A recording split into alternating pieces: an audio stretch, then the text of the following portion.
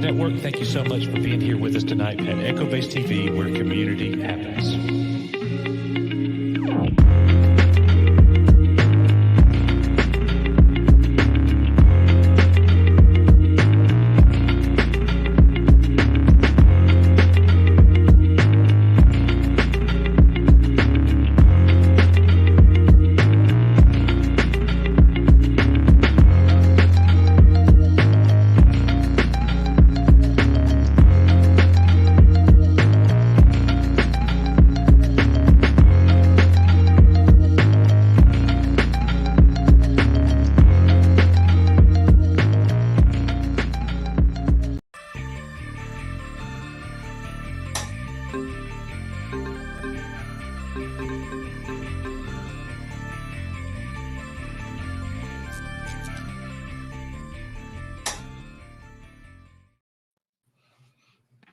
Might help if I unmute my microphone. Welcome back to another disastrous start of the EBN Cast, episode 9, guys. How is everybody doing? We just got some breaking sad news, which we're going to get into a minute. But real quick, we got Derek Anderson, the DA, in the house today, covering for Iron Man, who's on his way to Las Vegas with Paulie Latino Slant. They're having a big meetup there, hanging out. So the DA is filling in for him. How you doing, Derek? Good, man. Except for this news that we just got. Pretty devastating stuff, man. And yeah, I'm sure we're going to talk about that. Yep, we'll get into it. Loki, once again, is here. Thank you, brother, for being here, being part of the show. How you doing? I'm doing good, man. Except for that horrible news we just got. A legend has passed, from Apollo Creed to Dylan in Predator. Yeah. Happy Gilmore. Just give it a little tap here, little tap. It I can't believe we've lost one of our legends, man. We have. Yeah. And then Jonas J. Campbell from That Park Place, WDW Pro Show. How's it going, Jonas? I mean, I'm not gonna lie. I didn't know what happened until I read the title of the live stream. So I'm still kind of processing it. My goodness, Carl Weathers, man, he's amazing, crazy superstar, man. Yeah, absolutely crazy. But our special guest of this week, guys, who I'm going to bring in right now, who really needs no introduction other than this one right here. Echo Base Network, Coach Nick, I love you guys. You've always supported me. You've done great. You've made documentaries. You've done amazing content. You've set the bar as far as YouTube is concerned, and I love you. Hail to Robert Meyer Burnett in such kind words. Good stuff. Wow. Well, you deserved every word, and I stand by that. Thank you for being here on our new Friday afternoon show, the EBN Cast. Well, thanks for inviting me. Yeah, it's been a minute since you've been here. So I was like, me and Coach were talking. I was like, man, I need to reach out to RMB. I ain't talked to him in a minute and get him on the show. We rotate special guests every week. So Chris Gore last week. And I watched some of that. A great show, and you guys, it's really been interesting for me because I started this channel. I started my own channel, the Burnett Work 5 years ago. And one of the things like through the pandemic that I've liked the most is meeting the larger YouTube film pundit community. And I've been able to befriend a lot of you. I mean, most everybody I've only seen looking through that little green light that I'm staring at right now. But it's been great. And I think that it's been a really who would have thought that I would have had all these great new friends and friends whose work I respect. People who've been out there like you guys, like I said, making a documentary and keeping up making content through all of the craziness that is the entertainment world. It's been radically shifting underneath our feet. And we're going to be hitting on one of those topics today. Yes. And I'm looking forward to it. Yeah. I'm looking forward to it. I'm definitely looking forward to getting your take on it. There's a couple. Yeah. But our first one that I wanted to hit on and kind of get everybody's thoughts on. This is breaking news. This is absolute devastating news to hear. I love Carl Weathers. He is one of my all-time favorite actors. Rocky, Predator, my Rocky and Predator is Apollo Creed and his character in Predator. I'm drawing a brain fart. What's his character's name in Predator? Dylan. That's Yeah. right. Yeah. Dylan. Yeah. How could you forget that? It's brain fart. You It's son of further- a bitch. Yeah, too much drinking and drugs back in my younger days. But yeah, Rocky and Apollo Creed and Dylan, which are two of the most iconic characters of all time for me personally. I mean, I grew up with this guy since I was a small child. You know, really sucks to hear, but I mean, we're getting older, and the older we get, you know, the more we're going to hear about these actors that we grew up with that are passing away. I mean, Schwarzenegger, Stallone. I mean, who knows when they're going to go, and so many others. Shatner. Shatner. Yeah, you be quiet now. You be quiet now. I know. But yeah, Deadline just reported this, and the family released a statement that said, "We are deeply saddened to announce the passing of Carl Weathers." His family said in a statement, he died peacefully in his sleep on Thursday, February 1st, 2024. Carl was an exceptional human being who lived an extraordinary life. Through his contributions to film, television, the arts, and sports, he has left an indelible mark and is recognized worldwide and across generations. He is beloved brother, father, grandfather, partner, and friend. And he also co-starred in a movie with Vanity. Let's never forget that. Action Jackson. Jackson. Yeah, one of my favorites, man. One of my favorites back in the day. And they mentioned that here. Is one of his top films here. But yeah, absolutely iconic actor. Like I said, my most memorable memories of him is in the Rocky series and in Predator.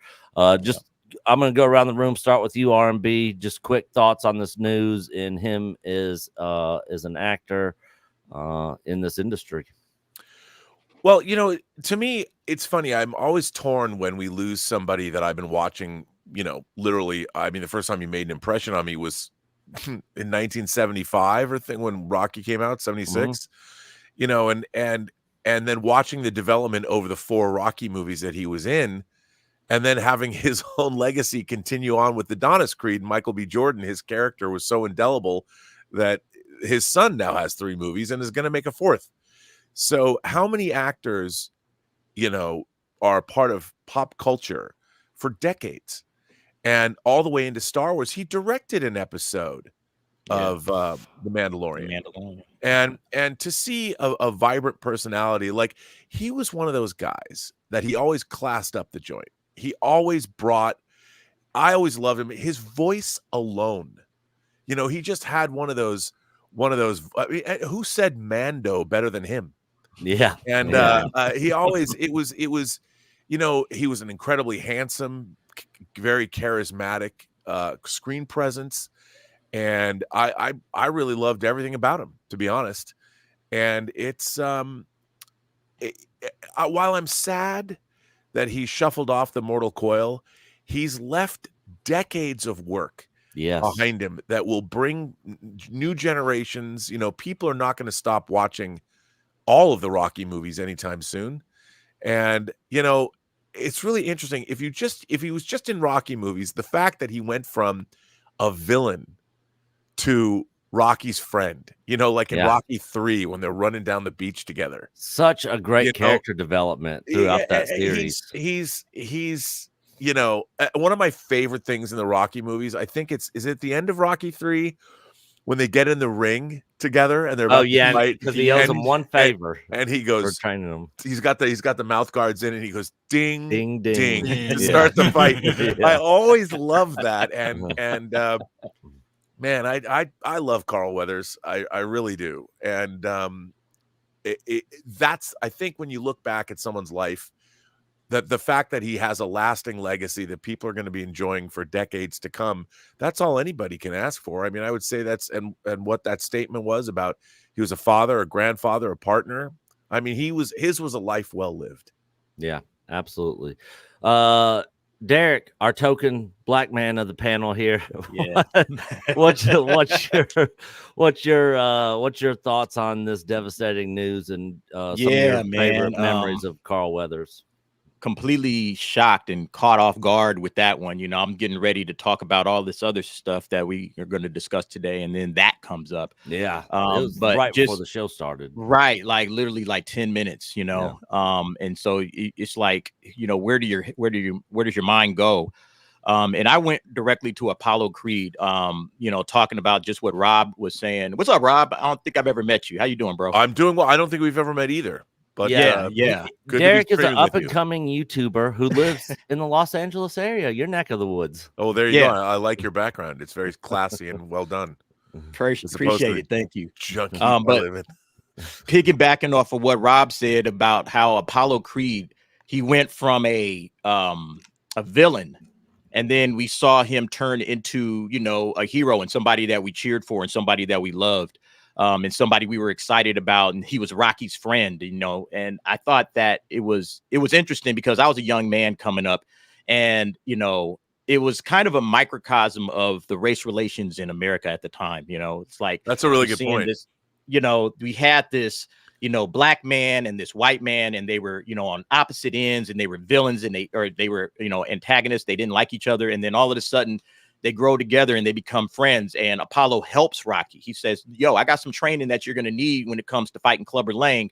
Let me bring you into my shop and let me teach you a different side of things. And I always loved Rocky 3, one of my favorites, because of that race relation, you know, microcosm of the, you know, race relationships in America and how things, you know, were kind of turning during the 80s, and you know, things were, you know, turning for the better, at least, you know, at that point. Now I don't know, but you know, that's where things were. And you know, for Carl Weathers to be at the center of that, you know, it meant a lot to the, you know, young men in the black community, and it just made things, you know, different, you know, back in the day. But you know, just coming through the rest of his legacy and seeing, you know, him come back in Star Wars, being a part of Star Wars. Oh my God, man. Like that blew me away. You know, because I'm a huge Star Wars fan. Yeah, great casting, you know. And it's like, go ahead, Rob. I see you about to say something, man. I just remembered something about Carl Weathers that I have to mention this. All right. There is a TV movie that I don't know if anyone loves it as much as I do, but it was made in conjunction with the Japanese effects company, and it's called The Bermuda Depths. And he's one of the lead actors. It was a TV movie. It was made in 1978. And basically it's about a man and his love affair with a ghost, a mermaid ghost. What? And Burl Ives in it. Burl Ives is in it, and there's a giant sea turtle in it, and it has a theme song, a love song. You can actually get the Blu-ray from Warner Archive, and he's one of the main characters in the film. I've never heard of it. And it is okay. Here's the thing. I will warn everybody.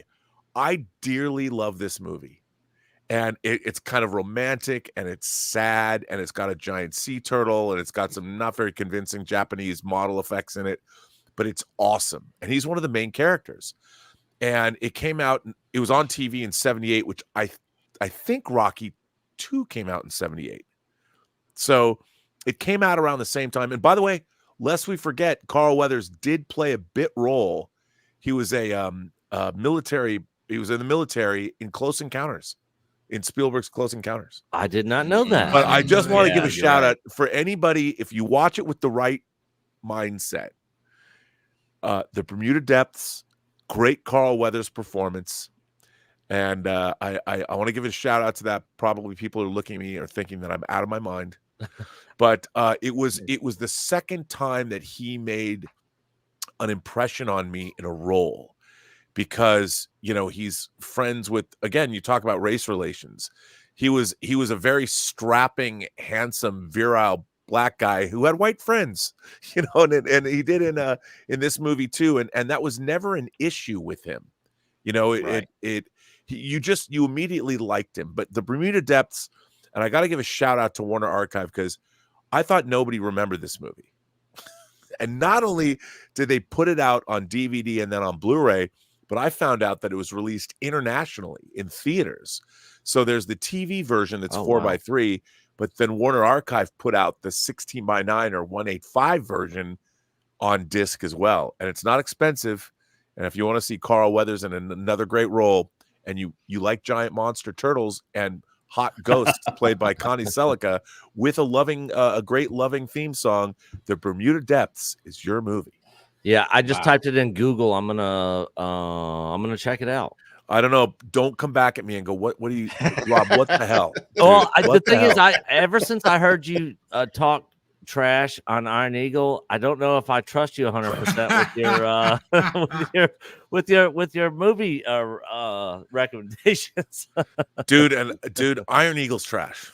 I love it. Trash to the point where they intercut between aerial shots, and sometimes the planes have their missiles on them, and sometimes they don't. I can't argue with you on that point for sure. I cannot argue there. Where'd those Sidewinder missiles go? They were there in the last shot. Yeah. No. Yeah. I noticed it. Look, if you're gonna watch a Louis Gossett movie, go to the source and watch Officer and Gentleman.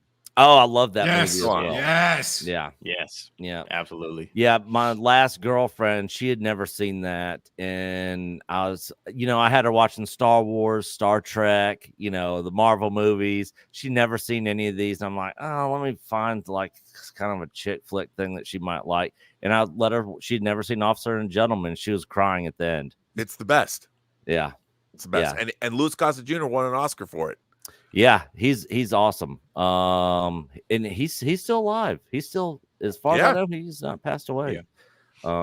So all right, Jonas, Yes, sir. quick thoughts on this news and some of your favorite memories of Carl Weathers. Well, I mean, it's devastating, but my favorite Carl Weathers memories are the reasons why it's ends up being devastating. My first exposure to him, where I really knew who he was, I mean, I watched Predator when I was probably too young to watch Predator, but Happy Gilmore, he's great in that, and the fact that he does not fit in that world is part of the comedy. Yeah.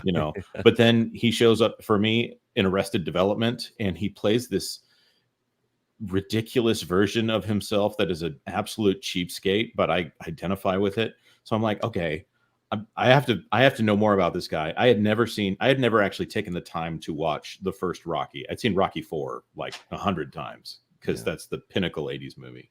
And I'm watching Rocky. I'm in this place where I'm, maybe I was in college and I was skipping a class or something like that. And I'm watching this movie, and I am so depressed trying to figure out why people love this movie about this, guy who's been hit in the head so many times that he might be coming down with some kind of mental slowness.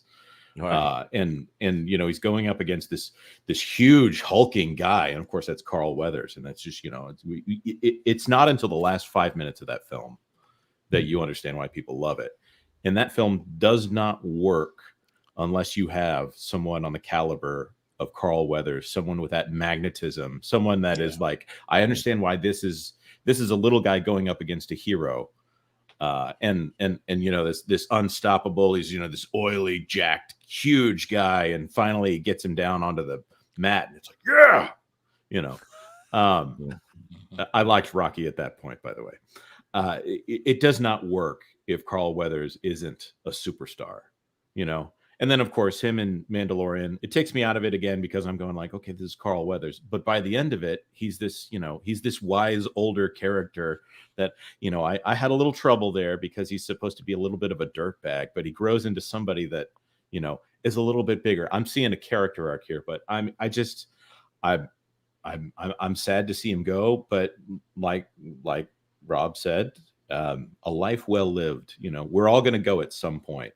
And to go out with a life like that, that's something that we could all be like very happy for him to have had a life that long and that amazing. Yep. Yeah, absolutely.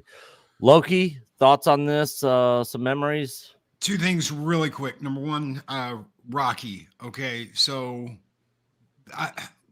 Loki does have a heart, and there are some times where Loki gets a little teary-eyed.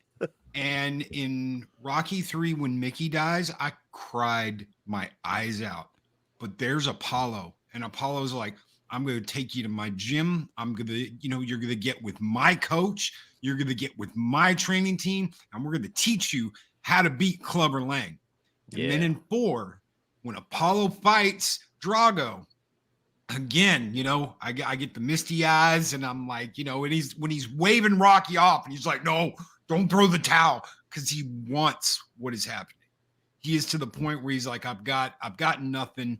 I've got all these trophies. I'm never going to do anything like this again. You better damn well not throw that towel in. But it's not just that. When Rocky goes and fights Drago, that's Apollo's corner man and his coach.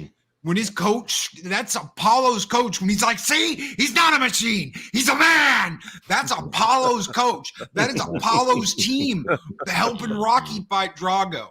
Yeah. And it's just that was so groundbreaking and so different. They were doing things that no one had dared doing up to that point. And it was so, yeah, I still today, those two things, Mickey going and then Apollo going, and the end of Rocky IV is just one of the best endings to a movie ever. The other thing is Nick knows we've been putting up our game room here at the Loki Hacienda. Yep. And I've got my Street Fighter cabinet up, my arcade cabinet, and we just put up two posters. One of them is Carl, and the reason why we did this, you'll understand. One of them is Carl and Arnold, and it's a pull. You never see the scene like this. So I'm like, somebody had to take a picture. This has to be from another camera, but it's them. When they walk up to each other and they grab each other's hand, Dylan, you son of a bitch. Yeah. And what's wrong? CIA's got you pushing too many pencils. Both signed. Carl's signed under his. Arnold signed under his. And when Arnold signed his, you son of a bitch under it. And next to it, I've got Captain America and Guile. A picture of both of them. It's an art picture, but it says, Guile, you son of a bitch. From Captain America. That's how iconic some of those scenes are, is that they've carried over into even other IPs and other properties. These guys are legends, and it's heartbreaking to know that he's gone. It really is. What else? This is kind of a, I don't know, maybe this is a little too esoteric, but the Rocky franchise, if you look at it, the lessons that could be learned from our modern IPs is that, okay, you have the original Rocky is this incredible underdog story, never give up on your dreams kind of a thing. And the character of Apollo Creed is a great foil, because not only does he also represents like capitalism. He's wealthy. He's made great investments. He's one of the top, call him the top 1%, because he's earned it. I mean, he might be a formidable presence and we might not like him. But if you watch the way that the franchise turns and how he loses. First of all, Carl Weathers came back and lost in Rocky 2. And then if you look at Rocky 3, they're like, we can't keep repeating this formula. So basically they took Rocky 3 into this pop art. They made it a little bit more fantastical in a way, because you've got Hulk Hogan, you've got the character, Mr. T is already larger than life. He's not really grounded with all of his bling, and he represents something different. But they took the franchise in that direction, and it's both Apollo and Rocky are then get elevated. It's almost like we're watching a fantasy film, like a medieval fantasy, but just set in the modern age, where these two knights, they've now become fictional characters almost. Rocky and Apollo, because of the first two movies, are now these exalted characters. And what do you do with them? You can't have them fight again. So you have to turn them into, you take their larger than life status.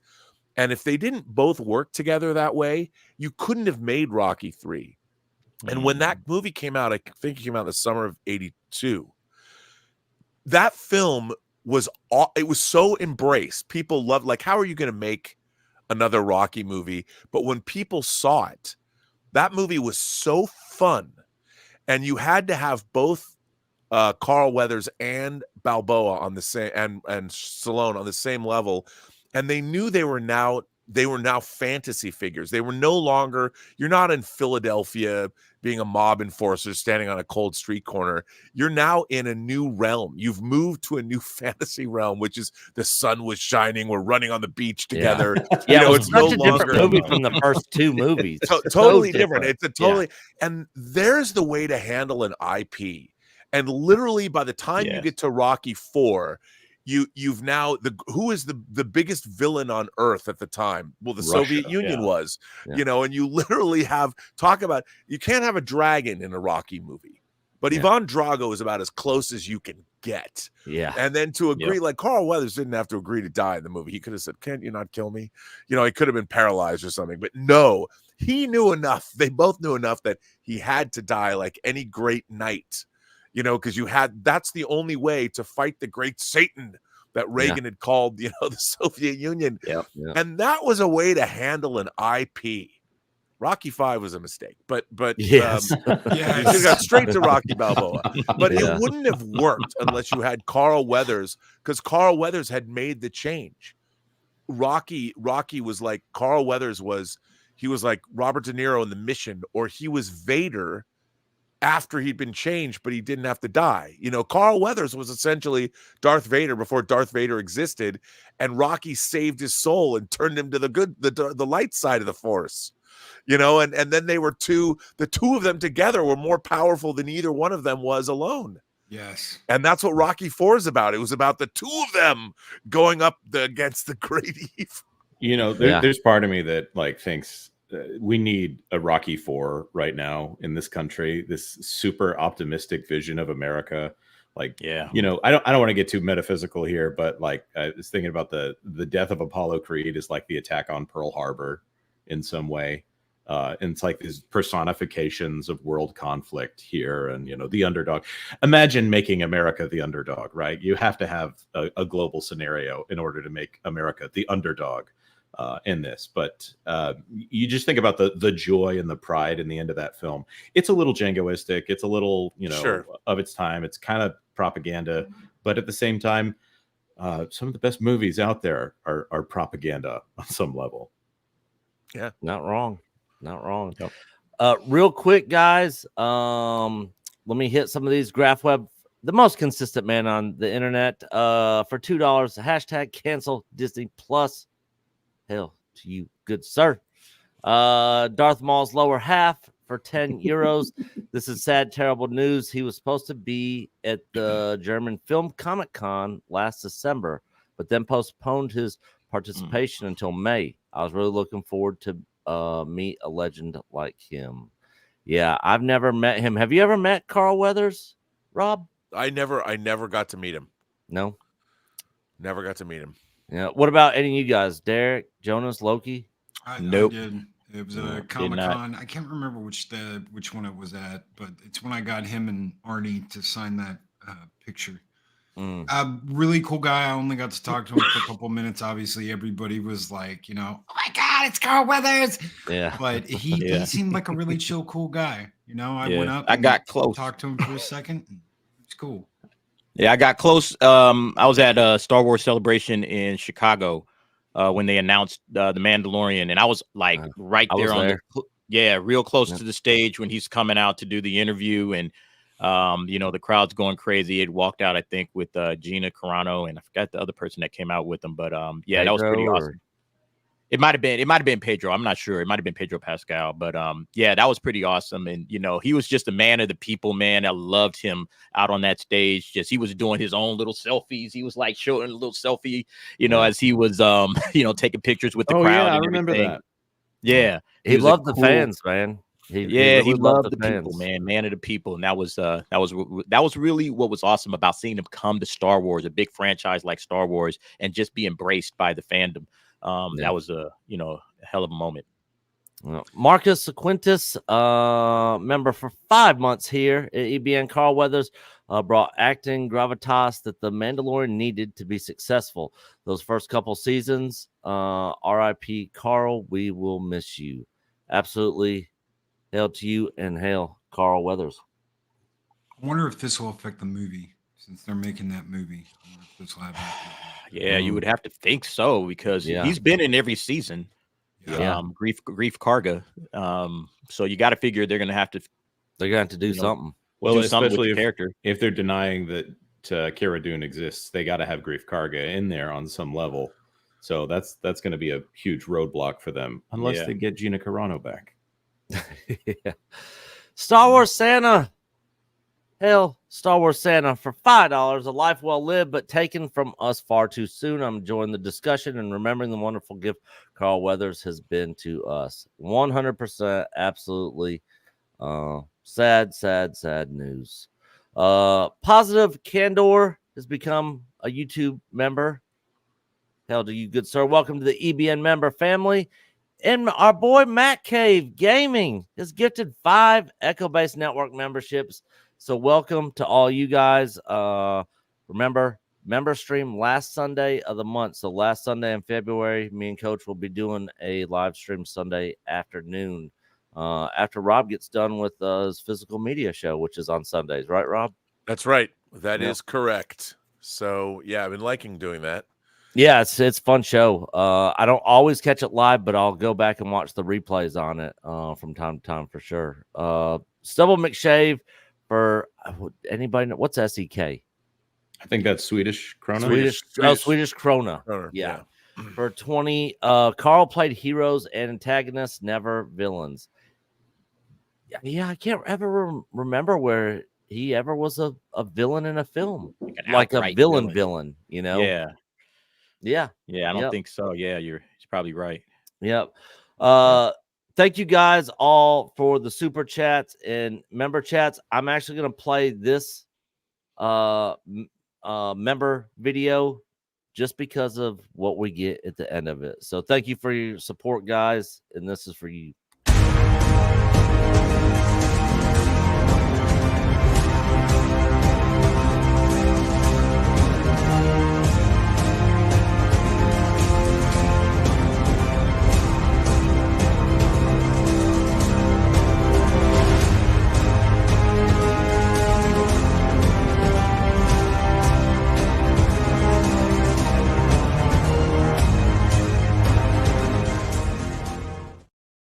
It's so epic. Such an iconic scene there at the very beginning of Predator.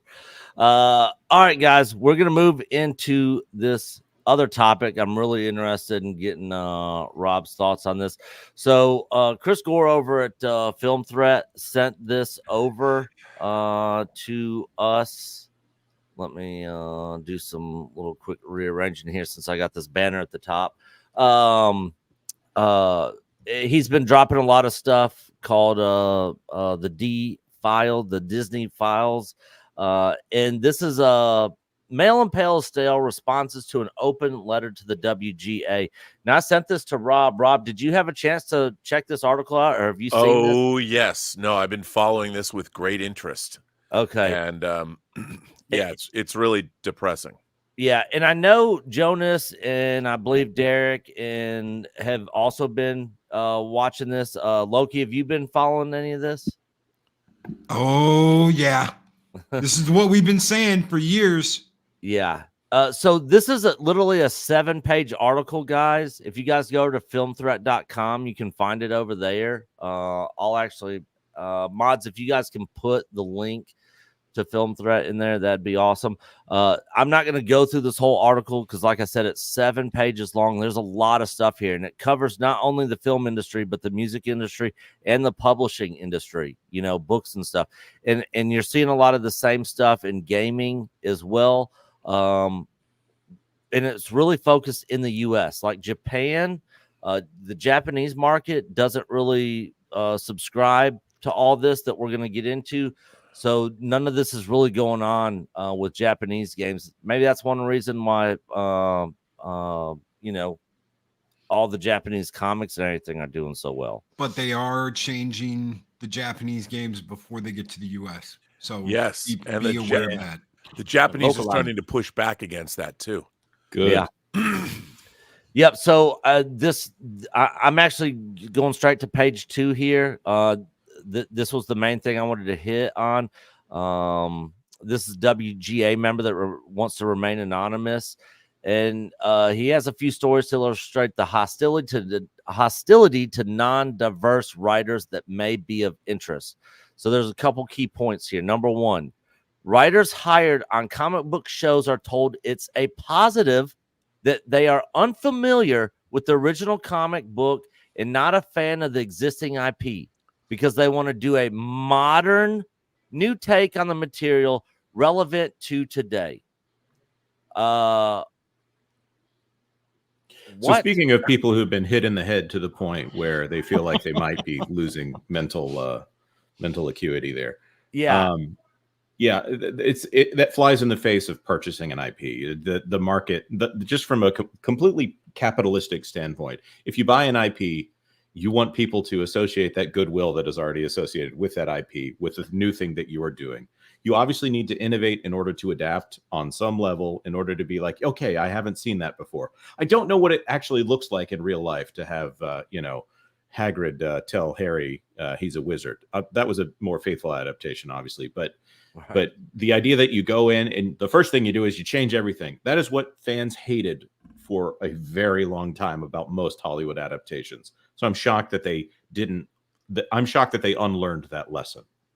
And the worst part about it is that you think about it. What is it that made this IP popular to begin with? What is it that, why does this work with fans? Why does this work with audiences? The audience that, loved it, whether it's a comic book, a novel, a cartoon, a television show, whatever. There's something about it that resonated with those, people that made it the popular IP, that made it the huge franchise that we coveted, that we wanted to buy. There's something about that. We need to tap into that in order to speak to it, in a different manner. So you would at least want to make sure that you have some fans on board, or at least people that love the IP and can speak to it intelligently and saying, this is what really worked about this, and this is what the fan base likes about it. You would think you would want that as a part of the creative process. Even if you didn't keep every single idea that they came up with, you would want those folks to be around the, creative, process of, adapting this from a motion, or, into a motion picture. That's what you would want. At least, the way I think, because it doesn't make sense to take something that, like Marvel, a comic book, comic books weren't always, something that fit with the mainstream. It was kind of like something that's for the geeks, that's for the nerds. And, when I was coming up, I was a comic nerd. I was a D&D player and all that stuff. Nobody really cared about us. We were the outcasts of high school and things like that. So, you would want those guys, if you're going to try to take it to the mainstream. Hey, what was it that you liked about, there's the article that I always bring up every time I'm talking about this, where Nate Moore, Marvel studio producer, says that fans are red flags. And he brings this quote unquote issue 15. It says, we don't want the people that are so familiar with issue 15, to be a part of this. And it's like, well, you kind of do. You want somebody that understands why issue 15 was written, why it worked with the original, group of fans that loved it. You want that in the room, because that's now tapping into what makes this work. What made it work on the smaller scale is going to be what makes it work on a larger scale, So the fact that they don't want fans as a part of this, it just makes absolutely no sense at all. But it does to them. And Nick, I've been asking this question for the past decade. Why would you want to buy an IP and pay for an IP and then show it absolutely no respect? Why didn't we get Luke, Han, and Leia at the end of TFA giving each other a hug, embracing to that Star Wars music, that beautiful score? Da na na na na na na na. Everybody would have been in tears. The three characters you love the most coming together, hugging each other. They've missed each other. They haven't seen each other in decades, and they're together. Why didn't we get that? Because they didn't care about those characters, and they didn't care about the IP like they did originally. Well, I have a lot to say about this issue. And I first noticed this with Star Trek The Next Generation back in 87. Wow, that far back. Because there was a conscious effort, and you heard a lot about this when Ron Moore, for instance, who later went on to co-create Battlestar Galactica and Outlander and For All Mankind, but he wrote for Next Generation, Deep Space Nine and Voyager. He was famously hired for the third season of Star Trek The Next Generation. That's where he began his writing career. and he will famously tell you that they did not want people who are Star Trek fans to work on the show. And I'll tell you why I understand their ideas. Because in their mind, they're trying to do something new. Star Trek was made in the 60s, 66 to 69. Next Generation debuted 21 years after the original Star Trek. And by definition, they feel they have to be doing something new that is moving forward. And any business will say this. They're like, we're doing something, we're not mired in the past, we're moving forward into the future. So for Disney, you're a corporation, you've bought an IP. For Disney, they look at the numbers and they're like, okay, the Star Wars IP, remember, to them, Star Wars is a product. They don't necessarily know why it became as successful as it did. Obviously. But like, if you think like you buy a product like Coca-Cola, Coca-Cola never changed. When they tried to make new Coke in the 80s, people freaked out. Coca-Cola's been essentially, since they took the real cocaine out of Coke, it's been the same product. Yeah. So they're looking at it as a product. You sell it, you understand what your demographics are. It's like when you buy real estate. You know, if you buy a mixed-use building, you understand you're going to make, depending on where it is, how much square footage you're going to make from that building. And then you can up the rents and make the building even more valuable. So when they buy something like Star Trek or they buy Star Wars, they're not thinking to themselves the actual details about what made Star Wars great. They just know that Star Wars sold $22 billion in merchandise before they bought it. Yeah. They know that over the years, there's been multiple movies, there's been animated shows, there's books, there's comics. So they're not thinking to themselves, well, let's go back and look at Han, Luke, and Leia, and R2 and 3PO and Lando and Chewie and all. They're not looking at that. They're looking at a thing that they've purchased that's an asset. And how can they exploit that asset? So for Disney, they're like, we need to make this asset ours. We need to make this asset something that we can take and move forward. So how does Star Wars fit with our core business? And our core business is exploiting our creative assets over theme parks and merchandise and cruise ships and whatever they're going to do with that. So they're not thinking about Star Wars the way we do as members of an audience that have bought the books, that have internalized the mythology, that are seeing these things. And how we dream about Star Wars. A corporation does not. So they dream about the profits an IP can bring in, but the underlying value of basically an imaginative property is not really part of their concern. And I'll tell you something. I think one of the most inexplicable failures, to me, Disney has had two. One, Star Wars, and the other is what happened with Marvel after Endgame. Yeah. You know, what Big Disney tried to do, and they went to Kevin Feige and they're like, okay, you've created because remember, the MCU was Paramount's at first. Yeah. Iron Man was a Paramount movie, and then they acquired it. But what Disney did was they're like, okay, we're going to start a new part of our business. We're going to start Disney Plus, and we're going to take our two most valuable creative assets, Star Wars and the MCU, and we're going to use them to prop up our streaming service, because clearly if we just make more of this product, it will drive subscribers. The funny thing is though, it's not like Coke. You know, you can't just make Coke and put it on your platform and sell it. So in the corporate world, there's no understanding of storytelling. There's nothing on a spreadsheet that can talk about the difference between what makes a good story and what makes a bad story. There's just a movie or a TV show. They just assume that this product is going to continue to make money because it always has. So what they do is they tell Kevin Feige, okay, we need you to make 6 TV shows. And he's like, but we make 3 and 4 movies a year, and that's enough. No. If you make more, it's just going to make more money, right? Well, no. Well, no. We need you. We're doing this streaming service. You have to make this stuff. You don't have a choice. You know, we're going to finance the movies. Just like Star Wars, you don't have a choice. And then what ends up happening is they find out that, well, wait, why didn't people go to this movie? It's not in the corporate boardroom. There's nothing that talks about whether a movie is good or bad. As a matter of fact, they don't even know the difference. They'll watch Rise of Skywalker and go, that was amazing. I loved it when horses were riding over the top of a Star Destroyer in space. That was incredible. And all of those ships coming out of the ice, that was so cool. And all those ships showing up and Emperor Palpatine coming back, that was amazing.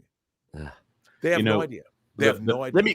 To your point, Rob, the writers are being told it's a positive, which I don't understand. Okay, I get that. What they want to do is they want to change it and make it into some kind of product that they can sell. I get that, but why is it a positive to be unfamiliar with the core source material where this thing started from in the beginning? Because it should at least feel familiar, right? But okay, go ahead. Because they're assuming that they're competent.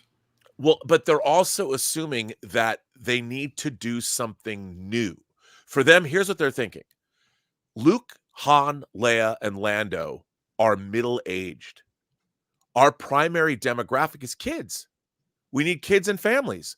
Why would we possibly spend $4 billion on a franchise and make a movie around people that are in their 60s and 70s? This is their thinking. That's it. It's as easy as that. Why would we do that? We have to bring in new, exciting young people. And I get that part. I get the part of bringing in the new, young, but this is still Star Wars. And what they're not giving us now is Star Wars. They're giving us everything but Star Wars, you know? But see, they don't, you have to. They don't understand that. You have to think in their terms. And then what they do is they're like, who can we get to do this? So they hired J.J. Abrams, great track record in television, handled 2 different IPs, brought Star Trek back. They don't even know. I mean, some people like Star Trek 09. I am not one of them. But he did Mission Impossible. He brings back Star Trek. His TV shows, he made Lost. So for them, J.J. Abrams, again, corporate spreadsheet. He's got these TV shows. He's done these 2 franchises. Now, they didn't listen to him say on talk shows when Star Trek 09 came out was, I never liked Star Trek. It's too intellectual for me. So I would ask why, and the only reason he took the job is, why wouldn't you take the job? The thing is, people in Hollywood are fighting for jobs. When you can get on these prestige jobs, J.J. Abrams looked at Star Trek. He found out this was a wrong assumption. But if I get on the wagon train of a IP, my company's going to make a shit ton of money. A lot of what he does is internal. So Bad Robot gets all that cheddar. I'm going to cut it internally in my own computer systems. I'm going to use my own people. Then I'm going to get marketing. I'm going to be able to market. Why does C-3PO have a red arm? Well, C-3PO has a red arm. So every C-3PO with a red arm that's sold, I get money from it. The rectangular dish on the Millennium Falcon, they're not going to let me redesign the Millennium Falcon, but if I put a rectangular dish on there, and my argument is that, hey, it got knocked off in the last movie, why can't it be rectangular?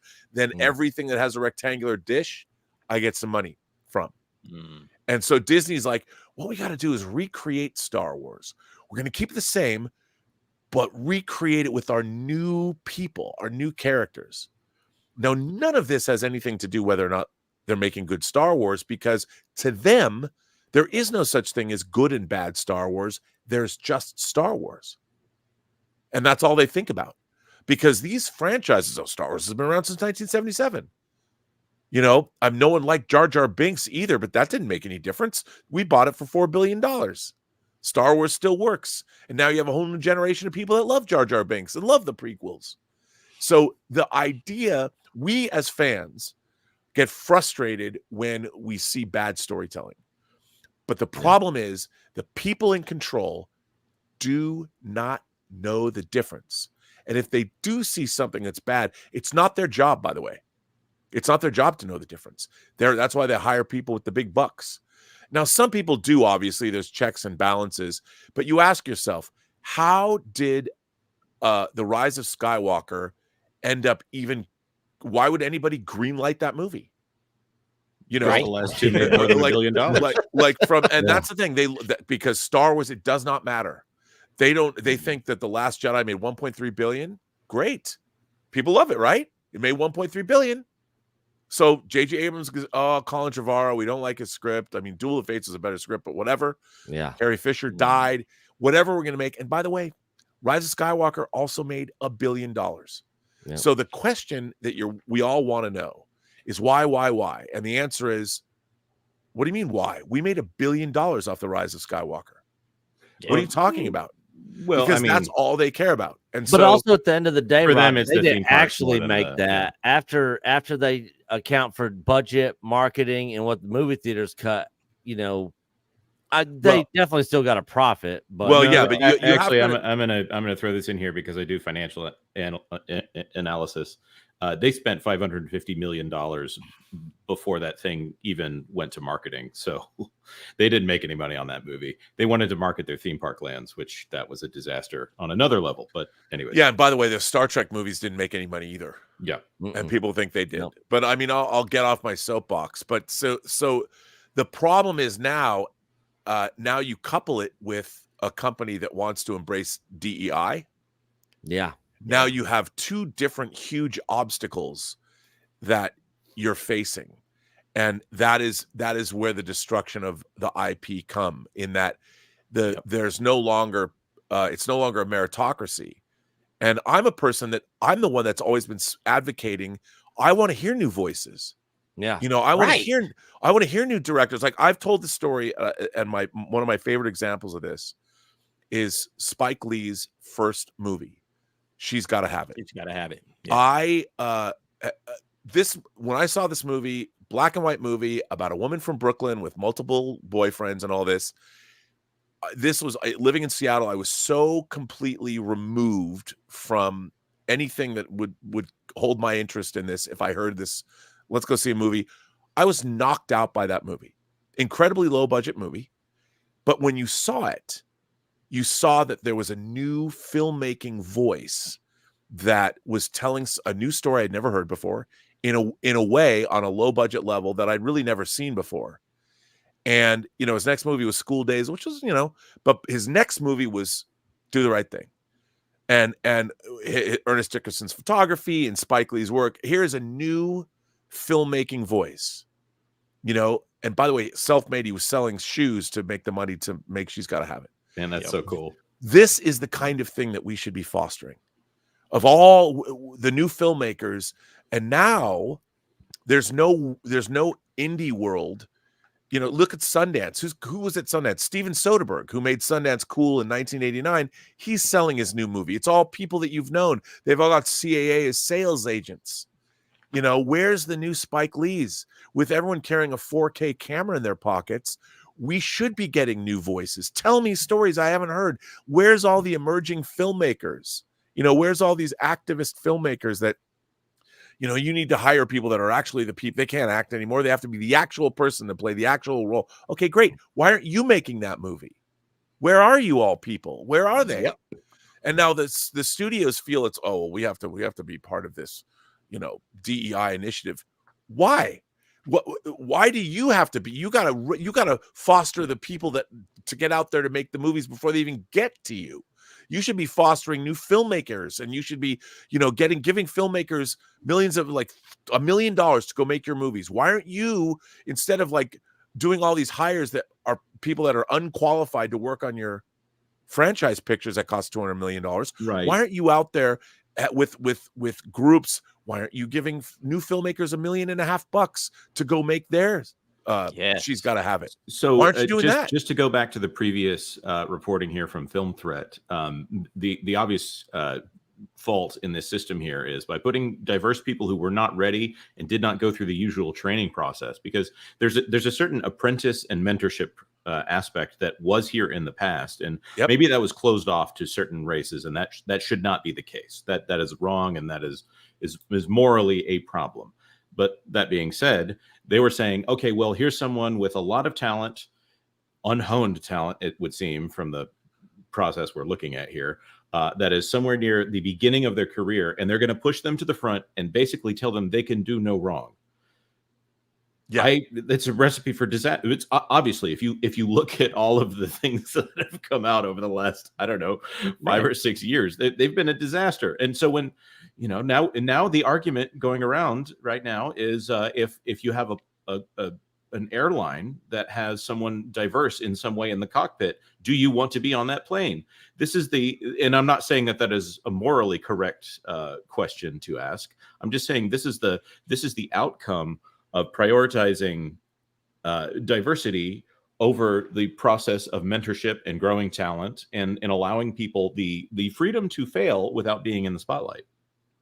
Yeah, 100%. Like Nia DaCosta, right, with the Marvels. Bob Iger comes out right after that and says, well, maybe the problem is with the Marvels that we didn't have enough executives on the set to, fix that movie for her. And it's like, you set her up for this, Disney. And then you're the one that put her in that position instead of, hey, let's bring in somebody else that's, maybe a little bit more seasoned. We're about to throw $200+ million into this movie. Nia DaCosta, I think, did Candyman, which I enjoyed. I thought Candyman was cool. But that was I think her only major directing credit at that point. So why give her a $200 to $300 million movie, at this stage of her career, and then once it doesn't go right, or once, the fallout comes, now you're throwing her under the bus. It's just, I don't understand the thought process behind that either. It's absolutely ridiculous. And it just shows that the brand damage that they're doing through ideology, or through caring more about money than, creativity and, starting films from a place of, creativity. That's where, when we were coming up, movies were interesting and different. I always go through the top 10 movies from 1984 because that was my favorite year of films. And the summer of 84 had just a cornucopia of amazing movies that came out that year. And they were all different and they were all original, all brand new IPs that were just getting launched off, where you're talking about Police Academy. Ghostbusters, Gremlins, Gremlins 3. Yeah, exactly. Some of the great films. And again, there were 2 sequels in that. Okay. I think there was Star Trek. There was another film in there that was a sequel, but there was only a couple. And everything else in the, in that top 10, you had Splash, you had Romancing the Stone, all brand new. And Hollywood used to actually take risks. And now they're risk adverse because they just want to make money. And then, after money, okay, I guess we got to figure out what we're going to do about our ideology and the DEI stuff. So it's like creativity is all of that stuff is just coming in 3rd and 4th place. And when a movie or any story starts from that spot, when it starts from money and ideology, then it's just about sequelitis. Let's remake, reboot everything out there. We're not getting brand new original material. These young directors, these young storytellers that are coming up, they're not getting the opportunity to tell stories. They got to fit within Marvel. I'm just looking at 1984, Beverly Hills Cop, Karate Kid. Beverly Hills Cop, yeah. Terminator, Spinal Tap, which that might be the only movie where I like the commentary as the characters more than I like the movie, because it's so spectacular. But there's something that there's just a really important point, though, to make, in that at that time in 84, movies cost far, far, far less than they cost now. True. I mean, we're talking movies were being made for 10, 15, $20 million. Godzilla minus one. 20. Yeah, but that's an outlier. You can't. But so what has happened in Hollywood? But what has happened in Hollywood is that the studios now, movie making used to be for the domestic marketplace, and if movies were successful, they would have certain foreign value. You could send American movies to the UK or to Germany or to France, but for the most part, American movies were not playing around the world. Now movies are a global business, and the studios are completely out of making lower budget, mid-budget movies. They're now only making tentpole IPs that they can exploit across the world. So they're expecting to be able to spend $150 million to $200 million and bring back $1 billion gross to make the kind of profit they need. I mean, remember, the first movie that cost $100 million was Terminator 2 in 1991. And before that it was, I remember when that was coming out, I was living in LA then, they had to make it very quickly. And James Cameron was doing R&D for the whole industry, beginning with The Abyss and the pseudopod sequence. So he was working with ILM to come up with new. I mean, it seems silly now because when you watch Terminator 2, it's still awesome, but the transforming effects are relatively primitive comparatively. But he was doing all that, so that's why movies were so expensive. And that was the biggest grossing film of 91, but it only made $500 million. But it was more than that, a little more than that. But so the movie business has completely changed. And so the studios, I mean, Hunt for Red October, great movie. 1990 follow-up to Die Hard for director John McTiernan. They made that movie for $30 million. Wow. And that was a giant, epic literary adaptation of a monster bestseller, $30 million. Now, well, it'd probably be made as a 10-part streaming series, but if they made it as a movie, it would cost 20. I mean, Argyle, that's opening this weekend, Matthew Vaughn's Argyle, has a production budget of $200 million. That's crazy. And the reviews of that movie are not good. I'm wondering, where does this money go? Because all of these high budget films are like, wait a minute, is this really costing $200-300 million? When I saw Dial of Destiny, I just didn't get $300 million from that. I understand that they have big names in that, but I just didn't get that from watching Dial of Destiny. Why is it costing this much money? It's because they're hiring 2,000 people to do the visual effects. Right. You know, every and the cost, because people have forgotten how to make movies cheaper at the Hollywood level. They don't know how to do it. And, you know, you look at Godzilla -1, I think there was 35 people on the effects staff. Right. You know, and the director of that film directed the live action space battleship Yamato movie in 2010, made a great movie in the early aughts called Returner. So he really knows how to, and the Japanese, like, that's his background, right? His background was in visual effects, so he understands the Japanese film industry obviously doesn't pay people nearly as much, but the business model of making these movies is gone in America. It's totally gone. And nobody even knows how. Like, you look at a horror movie like Smile. Okay, the Smile, I think, was an $18 or $19 million spend.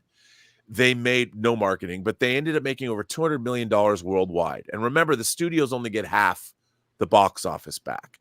So you're still looking at $100 million that the studios get. Let's just give them the benefit of the doubt and say that it was $50 million total with all their marketing. So you take home $50 million and break that up. That's not a bad profit for what a movie is supposed to be.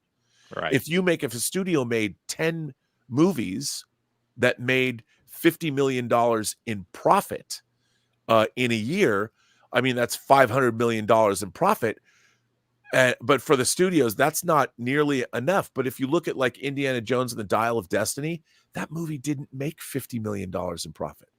And it didn't make it. And so the economics of the business are so skewed. Yeah. And one of the reasons that the business is in such trouble, we're not even talking about DEI yet, is that the money has become so skewed. And they have forgotten, because they're trying to play these analytics that aren't the entertainment business analytics. They're trying to play Wall Street analytics, which don't apply to Hollywood. And they never did. And so that's why everybody's in debt. And that's why streaming services have lost so much money. Right. Well, when you look at Disney in particular, their strategy is tentpole films, and they'll release 7 to 8 tentpole films a year. They're doing a light year where they're interesting choice of words there. They're doing a lighter year here where they're doing 3 films that cost probably $300 million or more a piece. But the idea that Deadpool 3 in July is their best hope for a $1 billion movie on a franchise that has Deadpool 2 was the highest grossing X-Men film of all time at $780 million. They're going to put Hugh Jackman in there, and I don't know how much it costs for them to get Hugh Jackman to be Wolverine again, but they have a rated R sex comedy action film that they're going to try to make into their most profitable film of the year. They've got to exceed Joker, which I think that's lightning in a bottle there. I don't know that they're going to be able to do it. They have a business model that does not account for failure on the scale that they are achieving right now. And, you know, if you look at Deadpool 3, it's not even an MCU movie. It's the final Fox X-Men movie. Yeah, that's very true. and things that I've heard about that film, let me just say I'm very excited to see it because I think it's going to be a hoot. But there's not a whole lot of things that's going to bolster the MCU there. Yeah. I mean, you know, what's incredible to me is I'm more excited now about an MCU movie that isn't an MCU movie where none of the MCU heavy hitters are even going to appear in it, or are they? But I mean, there's one joke that I've heard that's in the film. We'll say this: if it's actually there, it will bring down the effing house. It'll bring down the house. People are going to go bananas if it's pulled off. And I know that the things that they've planned, and I don't want to be, I'm not somebody that's, oh, look, I'm not trying to flex or anything, but somebody just explained to me something that happens in the film. Even when I was told this, I'm like, okay, if they pull this off, and it's still, you've got three guys. Sean Levy has worked with Ryan Reynolds on the Atom Project. He's worked on Free Guy. They clearly have a relationship. It's in Ryan Reynolds' best interest to do this. Hugh Jackman wants it to be great. And the stuff, because look at the way Ryan Reynolds, they let him market Deadpool, and look what he did for the marketing of it. It was incredible. So if they do what I think they're going to do, I think it's going to be an incredibly wildly entertaining movie. But at the end of the day, it's not an MCU movie. Yeah. It's the final end of Fox's X-Men. Yeah. And that's how it's going to work and live and die. And let's just say the joke that I don't even want to say what it is. I don't want to set it up, but it's a funny throwaway thing. But I think it's going to be great. I think it's going to be $1 billion grossing movie. But I still will. I think at the end of that movie, you're going to ask yourself, okay, great, but who are in the Avengers now? Yeah. You're not going to know. Who are the Avengers? They're supposed to be making Avengers movies. Who are the Avengers? They don't have any characters that can comprise a team that's going to be able to bring anybody to the theater. No. Who's in the Avengers? Their most successful franchise of all time. There's no Tony Stark. There's no Steve Rogers. There's no Natasha. 3 of the 5 original Avengers. Professor Hulk has kind of been neutered. And Hawkeye is a guy with arrows. And and bless his heart, played by a guy who might struggle to do action scenes right now. I mean, it's of course, and it's like they don't have a team. And you could say, you could bring all those characters, but the question is, in the Avengers, I like Shang-Chi. I like that movie. It was fun. It was a wuxia movie. I enjoyed it, but he's certainly not an Avenger. He's never been in the Avengers. He doesn't have that gravitas. What, Moon Knight? Come on. I mean, they really don't. And it's such a strange thing to me. But if they don't, then they've got the Mufasa the Lion King prequel in December. What are you laughing for a reason, Jonas? You already laughing to yourself about that. You know that's not going to go. That's not going to do well. No, the circumstances that brought people to the theater for $1 billion movies for no reason, whatever magic it was before the pandemic that allowed that to happen, are gone. Gone, totally gone. It off a cliff. Are not the rule anymore. They're an exception, and you really have to have something special on screen. Now, can I just say really quick? I ask, why couldn't we get Han, Leia, and Luke on screen at the same time? And RMB opened class and was like, okay, idiocy in the entertainment industry, 101, take your seats, let me explain. And took us all to school on why these people are doing idiotic things. So thank you so very much, Mr. RMB. Thank you, Rob. Yes. Well, but I want to stress that no one sets out to make a bad movie. Everybody who's are brought on these projects are trying to make a great film. But I want to say here's my greatest defense. Let's bring it back to Rocky and Apollo Creed. Ryan Coogler made a great indie movie, Fruitvale Station, with Michael B. Jordan, a great collaborator. And from what I understand, because I heard this on NPR, his mother, I believe, was suffering from cancer. Now, I don't know if she passed away or not. But Ryan Coogler and his father, to make themselves feel better, together would watch Rocky movies over and over and over again. He loves Rocky. What does Ryan Coogler do? Ryan Coogler, the balls on this kid. He comes up with an idea for a friggin' Rocky sequel, an offshoot. Adonis Creed, Apollo Creed has a son who's going to play him, my good buddy Michael B. Jordan. We've already worked together. He goes to Sylvester Stallone and says, yo, man, I want to make a Rocky movie, but you're not going to be the lead. You're going to play the supporting role. And I've got this idea. And to Stallone's credit, that kid convinced him. Yeah. And they go out and they make, remember, Rocky's a universe. Rocky's an IP. Mhm. Rocky is a franchise that has existed for decades. And you have a filmmaker that loves the franchise, proves himself in the indie film world, and he goes, hey, he goes to Stallone. The guy, what you're going to make me a supporting character in my own franchise? Yes, I am. Yeah. And a cut to his Academy Award nomination for Best Supporting Actor, playing a character he played for decades. Yeah. He didn't write it. He didn't direct it. Ryan Coogler did. That's what you want our IPs to be populated with. Right. People 100%. like the I love Ryan Creed. Cooglers of the world. And by the way, And Creed too. did anybody say that Ryan Coogler was given a job because he's black?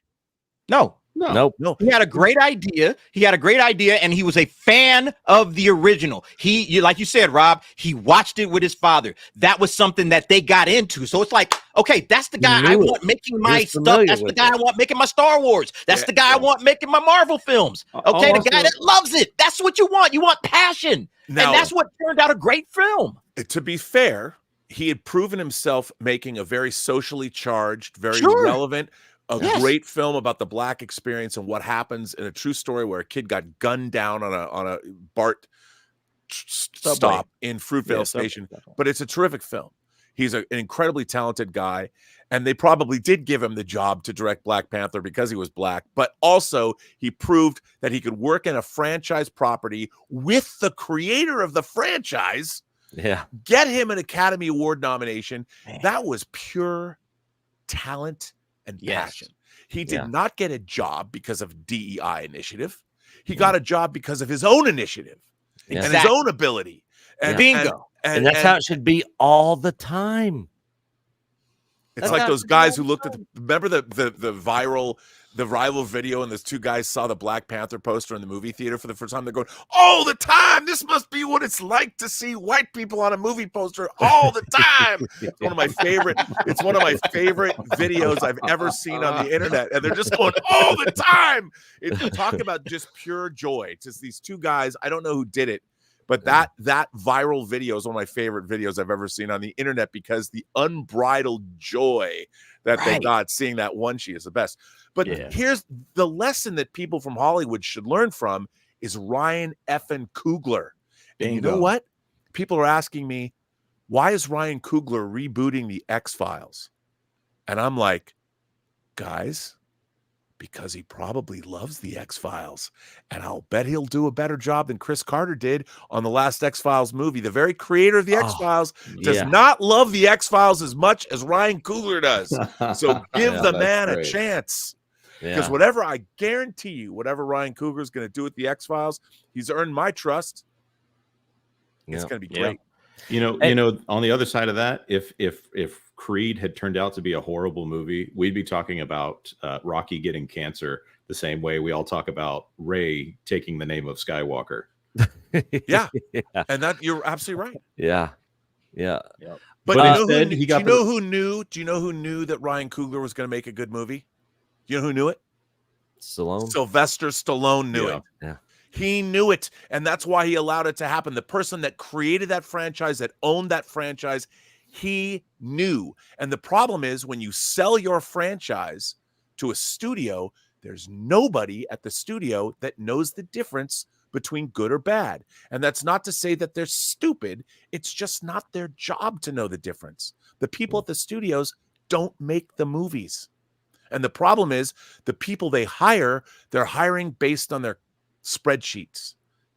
And they're not hiring. They can't bet on passion.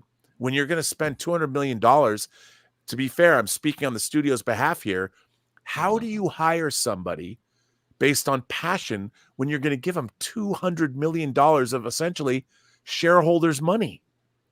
Well, it's like you said, I think you take that $200 million and maybe you make 10, $20 million movies instead of just handing over $200 million to one project. And maybe one of those 10, $20 million projects hits and becomes a new franchise that you can build upon.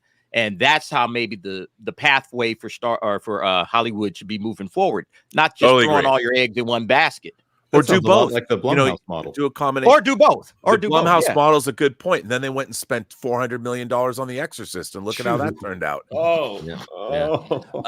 One quick question I did have for you, Rob. Something else that was mentioned in this article that Chris Gore put out was this statement of male and pale is stale, and a lot of people have been hearing that in Hollywood, and not just in Hollywood, like systemic racism against white men. Have you heard anything about this before from other people? Or a lot. Okay.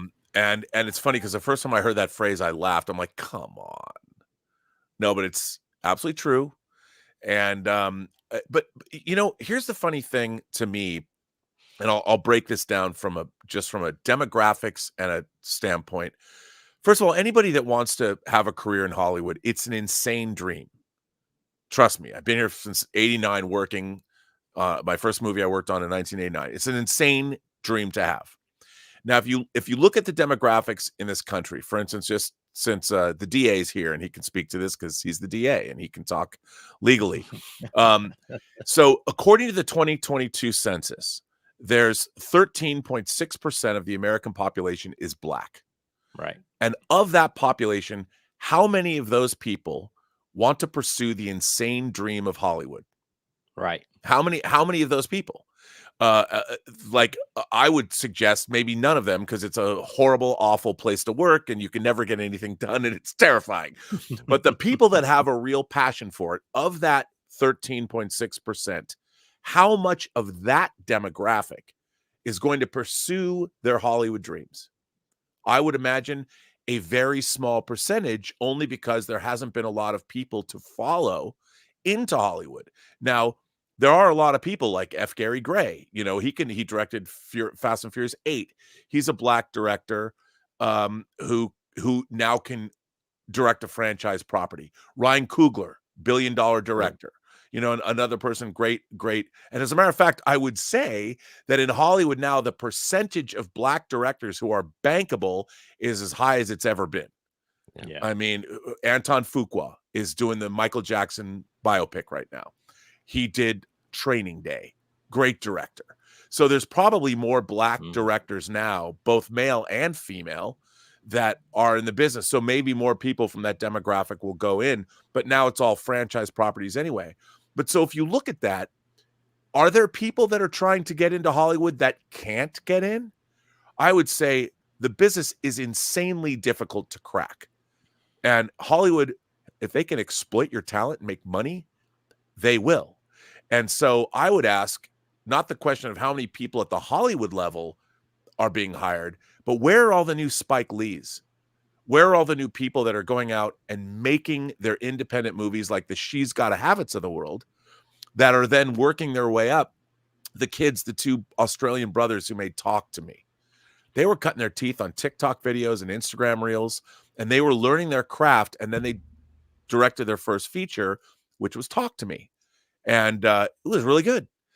And where's that? We talk about the apprentice level. All of our favorite directors worked in the independent world and worked their way up. George Lucas made THX 1138 for the studios, and they hated it. They hated it. Warner Brothers was like, this movie's terrible. Then he goes into Universal and he makes American Graffiti. No one hated American Graffiti more than Universal did. And the fact that it became a big hit they're like, oh my God. But did they make Star Wars? No. Nope.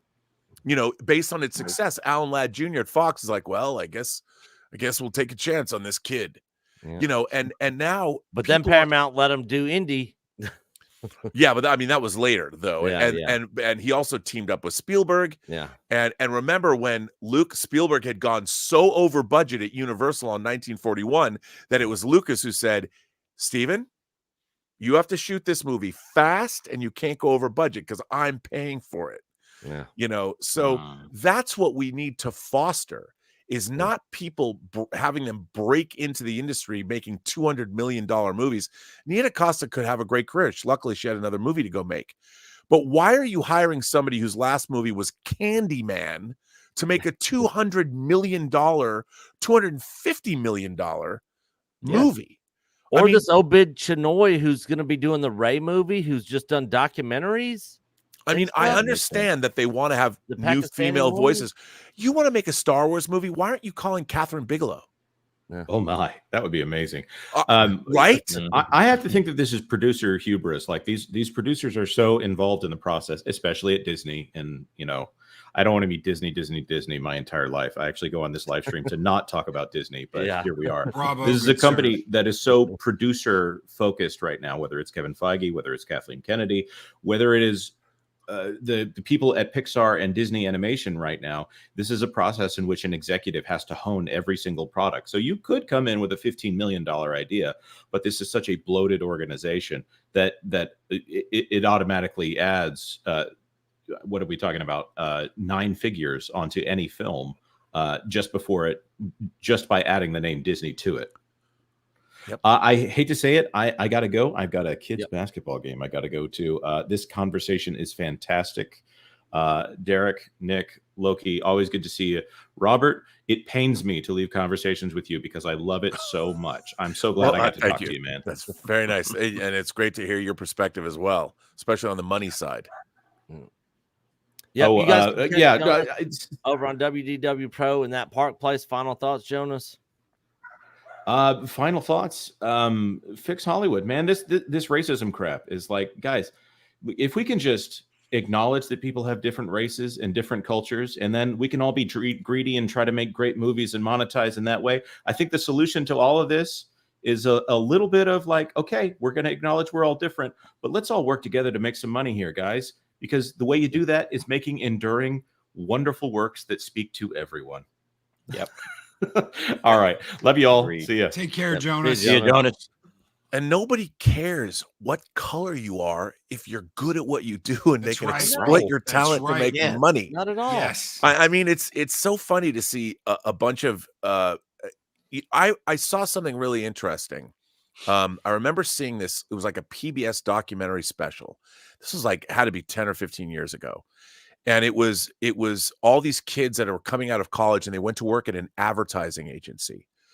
And the management of the advertising agency was having a really hard time trying to instill the idea of a work ethic in these kids. They're like, well, why do we, 40 hours a week? Why do we have to come? Why do I have to stay? And, a creative agency, you're spending 60 hours or 80 hours. And so they had to bring in a guy that would sit down with these younger kids, people in their early 20s, and explain what kind of a work ethic there is. And you see that more now than ever. But what was really interesting and what struck me is there was one of the girls said that she wanted to be like Sean Combs, Puff Daddy, P. Diddy. And because he's got all these labels, and he's an influencer, and he's made all this money, and I want to throw parties like him. And I was thinking to myself, then she found out what it's really like. But do you know how? No, forget all that. But from an entrepreneurial standpoint, do you know how old Sean Combs was when he produced his first record? He was 19, 18, 14. 19? Oh, 14. Wow. He started when he was a kid. I knew he was in his and he was a self-made guy that started.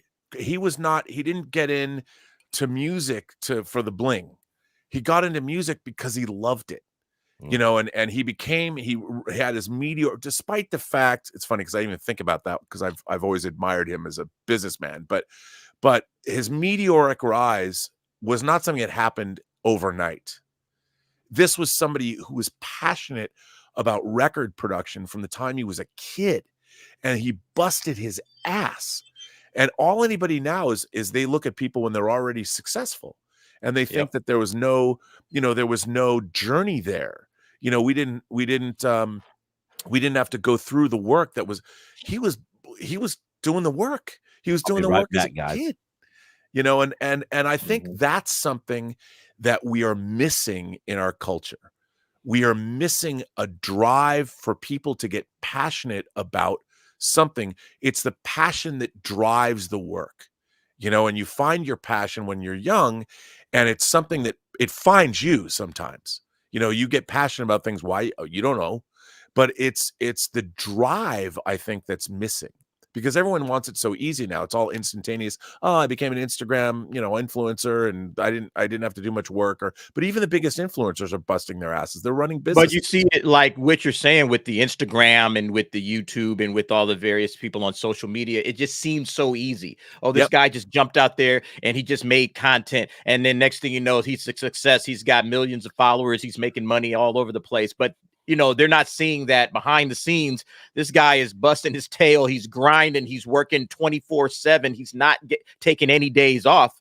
You're just seeing like that, the outcome of hard work. That's what you're viewing, but you're not seeing the actual hard work that's behind the scenes. And so I think you're right. Like a lot of these filmmakers, they're looking at Hollywood. It's like, well, if I can get on a Marvel, or get on Star Wars or get on some big IP, and I could take, I can ride that to the top instead of saying, well, what about you just creating your own thing? I was saying this, and whether I'm right or wrong, I was saying this during the strike. Some of you guys out there, some of you writers, why don't you write a book? Why don't you write a novel? Why don't you go out there and take your writing talent that you have and you believe is worth so much? Why don't you go out there and write an actual novel or something, or even a movie script, and get out there and get into the independent game and start doing something from an independent standpoint instead of trying to latch yourself onto a giant studio and that's how you're going to, get your career going. I'm like, I would, if I believe in my ability like that, and I think I'm worth and I'm valuable. All right, cool. I'm going to go out there and I'm going to write the best thing I've ever written in my life. I'm going to find some friends. We're going to shoot it. We're going to put it together. We'll throw it up there and we'll see what happens. I felt like that was the move. 100%, man. That's exactly. I mean, it's hard.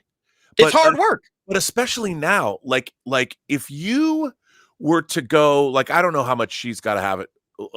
I think that I don't know how much it cost, but like Kevin Smith's Clerks, $30,000 movie, or the science fiction time travel movie Primer that Shane Carruth made. He only made 2 movies, but that was made for 30 grand. So, nowadays, if she's got to have it, was 175,000. Okay, $175,000. I mean, and that was hard fought money for Spike Lee, who went out and made it himself for hard work. $175,000. By the way, I know that was in the 80s, but that's when he still had to buy film and pay for processing and rent camera equipment. Yeah. Steven Soderbergh, when he made Unsane and then he made High Flying Bird, he shot those movies on iPhone 7s.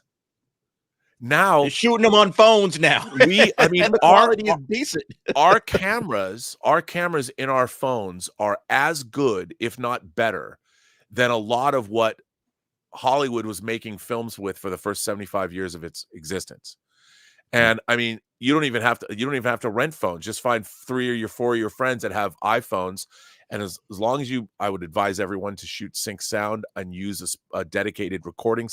Sound is very important, but now you can, even that is great. And that's why I don't understand, if people want to make movies and they want to break into Hollywood, why aren't we seeing 1,000? I mean, I guess there are, but if you made a movie and you have a YouTube presence like Echo Base Network, you guys made your own.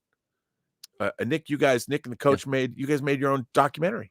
Yeah, and we got our second documentary coming out the end of this year. I got some on-location filming I'm doing in 2 different cities later on this year, and then we're going to be editing and putting everything together. So the second one will be coming out at the end of this year, and it's going to be on the LucasArts stuff. That let me ask. Can I ask how much you've sunk into it? I mean, without giving any money wise. Yeah. Not a whole lot, because a lot of what we're doing is we're doing it ourselves. We're not hiring people to help us. Just like on the other one, we did it all ourselves. Now, I would ask without, licensing footage or whatever, but let's say you've got however many subscribers the channel has right now. Mm-hmm. Now, let's say your documentary that you got a lot of sweat equity in it. Mm-hmm. But what if you put it up for, say, $3.99? And you know, you'd say anybody that supports this channel and supports our endeavors, we would ask you not to put this up on the high seas, but if you please, $3.99, and we'd like to make more documentaries. And let's say you got 10,000 people to give you $3.99. That's 40 grand. You know, $40,000 for your efforts. That's respectable.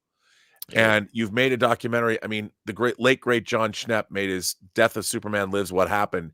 Yeah, It I killed remember him. that. It killed him that it was pirated like 8 million times. Literally, it was Yeah. downloaded. Like, and he was so depressed because he owed money. But his very fan base, our fan base, were the people pirating his film. But a lot of people wanted to support and wanted to buy it. And if we can instill that idea in people, it is possible to go. You don't have to have big stars, but we now have the applications that we can make our own movies. Mhm. And Yeah. I mean, and work your way up. And let's say you've made 3 or 4 films and they turn out to be great, like the kids who made Talk to Me. Then the studios come knocking. They're like, oh, these guys. Yeah, made what was some the name of the director that directed Lights Out? Didn't he start out just like Yep. David F. Sandberg? Yep, Yeah. who did the Shazam movies. And he goes on and makes Shazam, and he's in Annabelle, and he's making all of these great films. And it's like, well, he started out just doing this small little 4-minute, 5-minute, short film. And, that caught everybody's attention because it goes viral and everybody's talking about it. So then he gets to make that. Like, that's the creative spark that Hollywood needs right now. It needs people on the independent level just to get out there and do it and then see what happens from that point. That's what we need right now. They don't have to do that right now. That's the problem, is when a studio offers someone that has absolutely almost zero experience and they say, look, you can come and you can make this big budget movie here at Disney. If it fails, all they're going to do is go, it's the Ist, Obes, and Yahtzee's fault. It's the fans' fault. It's their fault. They ruined it for everybody. They went out there and they talked bad about this person because of their skin color, and it's their fault. The directors, the writers, they don't have to take any responsibility with a movie like that. If you're making your own, it's all on you. If you make a movie, it's on you if it's a stinker. If you're doing it for them and they just go, well, it's the fans' fault. You don't take any responsibility for the failure. You don't take any responsibility for the bad directing. You don't take any responsibility for the writing. And there's so many good fan films out there. And I know Loki's seen a crap ton of good fan films just on YouTube. I mean, they're everywhere out there. Yeah, you got the man right here that did the Star Trek. Oh my God, Alex movie. Axanar. Axanar. I worked on that. That's one of the greatest. Oh, I thought you did. I thought you worked on the special effects. I'm sure you did. Yeah, I edited Prelude to Axanar. You edited Prelude to Axanar. Yeah, right there. And then I directed the Vulcan scene. As much as I might disagree with Alec and what Alec does, that is love. That is love and care for an IP that 100%. That is beautiful. And you guys did it. Yeah. Well, no, and unfortunately, I mean, again, you still have to be passionate about what you do, not just the accolades you're going to get. And that was Alec's problem, is that he didn't like doing the work. And then he blames everybody else who did the work when he decides to turn on them. And he's turned on every single major player who made Prelude to Axanar. And same thing. We've lied, we've stolen, and it's ridiculous. I've heard that about him. Yeah. But what and Star Trek Continues, probably one of the best great stuff. But I will say this. Here's the thing. It's not, and this is the thing that people don't like to hear. It's not enough to just be talented at what you make, because you also have to be able to, you have to play the game. You have to have a skill set that goes beyond just what you make. You have to be personable. You have to be business savvy. You have to have that riz so you can walk into a room and get people to get behind you. You have to rally them. You have to have many different skills to succeed in Hollywood. And it's a tough one. So making movies that gets you in the door. And that is a particular set of, I have a particular set of skills. That's one set of skills, but you also have to be savvy in a number of other milieus in order to be successful in Hollywood. And by the way, if you have all those sets of skills, people will hate you because they'll be jealous of you and they don't like They're going to look at ways, they're going to do anything they can to take you down a peg. Here's another thing. Here's another big problem with Hollywood. The people that are in the positions of power are terrified because, one, a lot of the time they don't believe they deserve to be there. And one large mistake can end your career. So there's nobody in Hollywood. If you're an executive, and there's no executives left in Hollywood that are allowed to be mavericks. Like when Alan Ladd Jr. goes, yeah, I think I'm going to hire this young Lucas guy and make his funny little space movie. He was able to be like, yep. Now there's nobody that can go and be gutsy about hiring people. And I'll tell you who was gutsy about hiring people was Kevin Feige. Kevin Feige, person like James Gunn. He's like, okay, James Gunn. He's worked in the Hollywood scene, writing movies. He wrote like the remake of Dawn of the Dead that Zack Snyder directed. But James Gunn directed Slither and he directed Super, $2-3 million movies. He made those movies. Slither has a lot of visual effects. James Gunn's been around the industry for a long time, so he can be there. It was Kevin Feige who goes, I need this guy's sensibility. He's the only person that has the sensibility I need to make Guardians of the Galaxy work.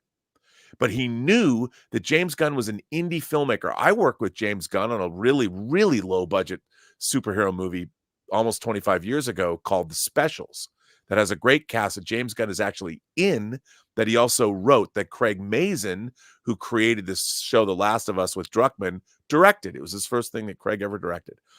And you could tell back then that James Gunn had the talent. But it was Feige who was able to do that. And now I understand everybody trying to do right and what's going on with Disney. Feige had some of that power stripped away from him by Chapek. And now, now I think the fact that they were able to put they halted Captain America, Brave New World in the middle, and they retooled. I heard that's some production disaster. Right. But they've retooled Daredevil. Yeah. I think this is Feige. It's going to hurt, man. This is going to hurt.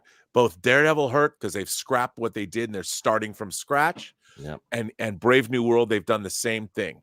They've started from scratch. I'm hoping, because I love Anthony Mackie as an actor, and I really like the Sam Wilson character. I've always loved Falcon. Why they didn't just, I understand it because Captain America is the marquee name, but I want it to be great. I hope it's great. I really do. Because I love the Captain America characters. And I think when he was introduced in Winter Soldier, the whole on your left thing, how they went from the beginning when Cap says on your left as they're jogging in the mall to the end game, I get chills when I think about it. When you hear Anthony Mackie's voice, that was one of the most satisfying moments in fantasy filmmaking of the last 25 years. Oh, yeah. On your left, and he flies out of that portal with all the rest of the heroes. I'm getting chills right now. Oh, it was so awesome. Awesome. It was incredible. Absolutely loved it. Incredible. By the way, that hot toy figure from Falcon and Winter Soldier, the full-on Captain America, the wings. I know they changed the costume. That figure is dope. It's one of my favorite Hot Toys figures. I don't care what anybody says. I know it's too colorful. I know they changed the costume, but that Anthony Mackie head sculpt and that figure and the articulation of the wings I love it. I will not apologize for loving that figure. It was one of Hot Toys figures of the year. Yeah, I really liked Falcon and Winter Soldier when it was kicking off, and I respected the character of Falcon when he turned down the Captain America role. It was great. I was like, he is his own person. He's not going to live in the shadow of Steve Rogers. He's his own man. They should have kept him that way.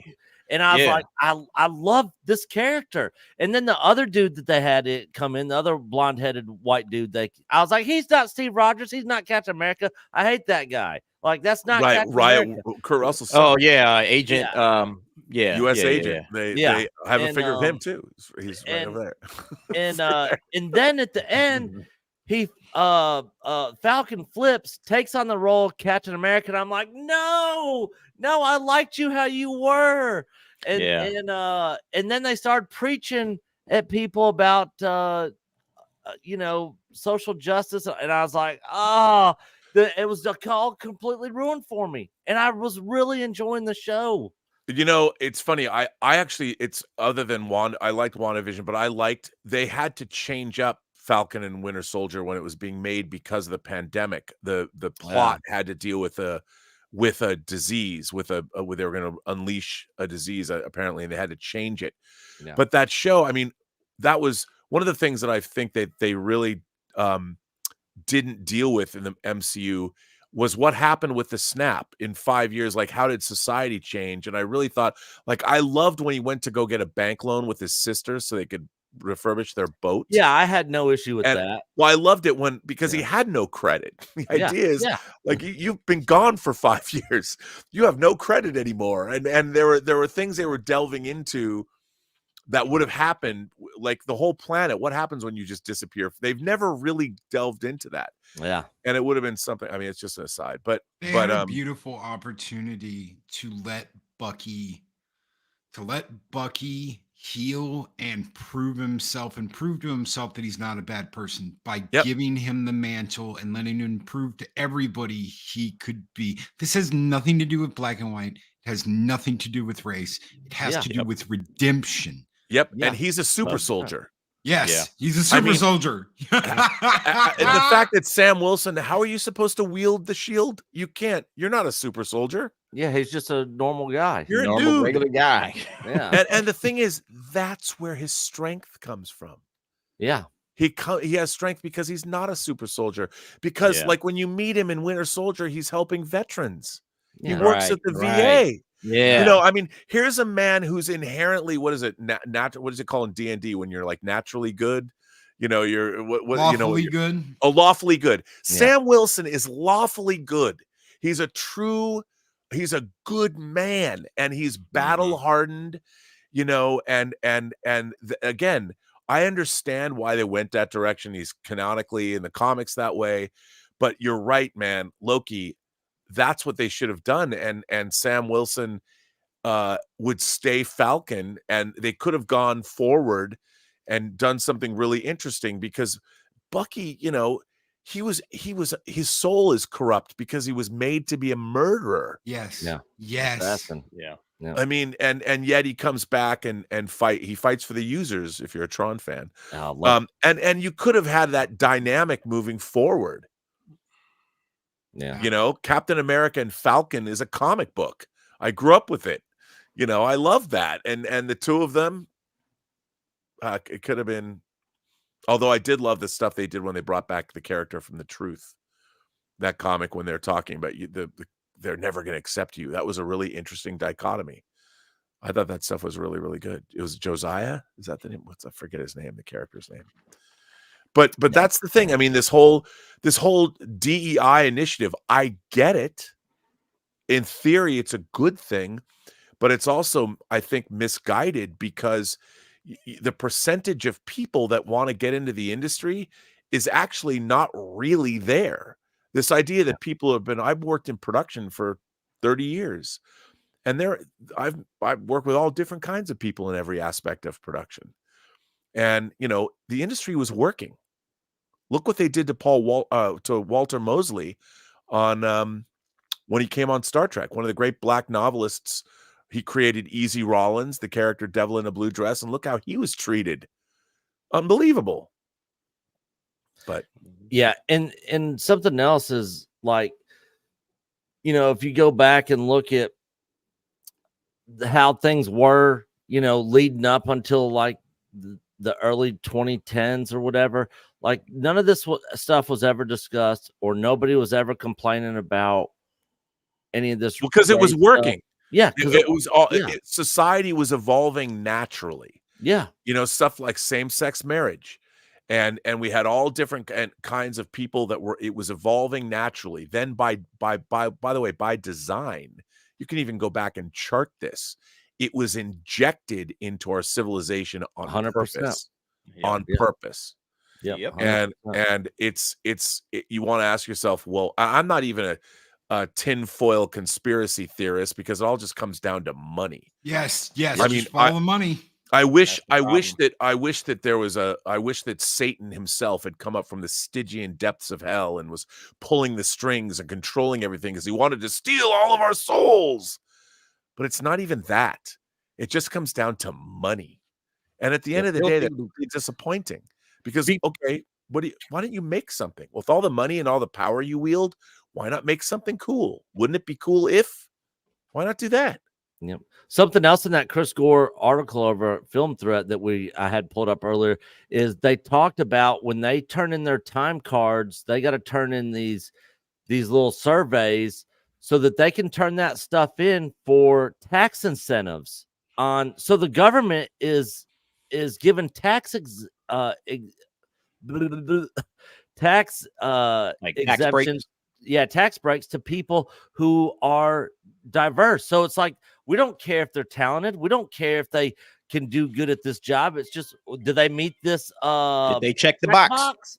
You know, so we're gonna get them in here because it's you know, they're in the field. I don't care if they're good or not. Just let's get them in here so we can get this tax incentive. You know, Well, it's it also makes sense. It's also, look, I'm a meritocratist. I mean, I believe that people who are good at their jobs should be hired to do things. You know, if you put in the time and you're passionate about what you do, you should be rewarded for that.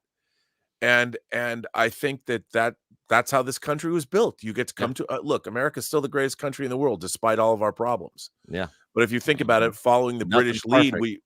I mean, yeah, and yes, we are, but we're a melting pot. And even though we can be incredibly racist and myopic and short-sighted and mean and disrespectful and all that, this country is still a place where if you want to, you can pursue whatever dream you want. No one's going to tell you no. As a matter of fact, this is one of the only countries in the world where people will be like, that sounds pretty cool. How can I help? Yeah. Yeah. Absolutely. Real quick, guys. I know these super chats been piling up for the last hour, but when we are having such a good conversation like this, and we got Rob here with us. Let me jump out for just 2 seconds. Yep. I'll be right back. Yep. Benjamin, $10. Whoa. There's still plenty of meat on that bone. Now you take this home, throw it in a pot, add some broth, a potato. Maybe you got a stew going. R.I.P. Carl. Hail. Yep. The White Snake for $10 in memory of the great Carl Weathers. R.I.P. 100%. Absolutely. Thank you, White Snake, for that. Avenger, hi all. Good day, R&B. I'll wait till R&B gets back for that one. Avenger, I'll come back and hit yours when R&B gets back. WDW Pro in the house. Hell to you, good sir. Losing Carl Weathers hurts. Flying high now. Absolutely. Member chat, Karen Owen, member for 32 months. Now that we're on Star Wars, thanks to R&B for sticking up for, I'll hit that one also when R&B gets back. Just heard the sad news. My heart is heavy. Condolences to his family and the millions of fans. 100%. Hell, Debbie Young, Mama Bear, good to see you. Raven's father, member for 8 months. Remember, Larry Fink, you have to force behaviors or you'll be impacted. So Disney and many other studios are caught in this woke nightmare. 100% agree. 100% agree. Blood Guilty Gaming gifted 1 Echo Base Network membership. Hail to you, good sir, and to whoever ended up getting that membership. Welcome to the EBN member family. Donna Hergenrether for $9.99. On the road traveling, enjoying the stream as always. Well, Donna, safe travels to you, and I hope that you are enjoying the stream. And everybody else in the chat, we appreciate your guys' continued support here at Echo Base Network. And don't forget, go sub to Robert Meyer Burnett's channel, Stone Loki's channel, and the DA's channel. All the links for all their channels are in the description below. You should be subbed to all these guys here. They all put out great content. And Loki puts on a killer morning show Monday through Friday, every day of the week. He doesn't hardly ever miss. Do you, Loki? No, almost never. Next Tuesday, I've got a couple people that are going to do the show for me because I'm getting an eye injection. It takes something major. And when I say injection, I mean like needles in my eye. Injection. Yeah. So it takes something major for me to be MIA. But we're not going to do a rerun. we will have people running the show live on Tuesday. Yeah. Loki's very consistent. He does not miss doing his morning show. So definitely go over there, sub. Great morning show. The Richard Art and Inspiration for $10. R&B is so in tune that he is kind of out of touch.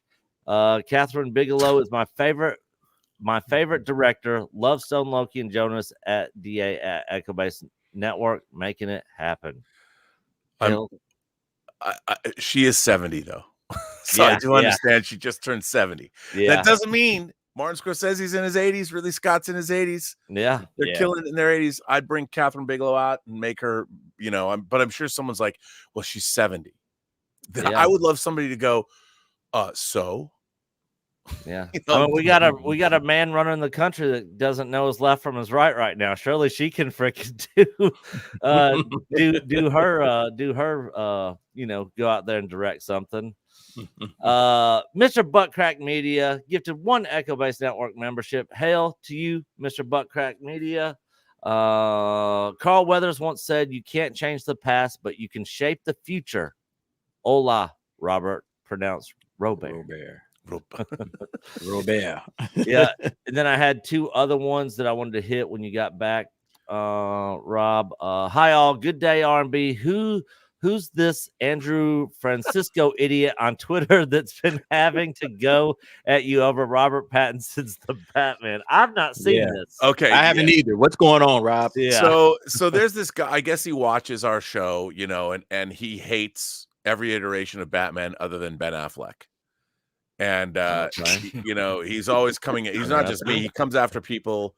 It's really unhinged. He uses a lot of foul language and stuff. And I made the point, and he came after me that I would, if I said I liked the Batman, why do you like that trash?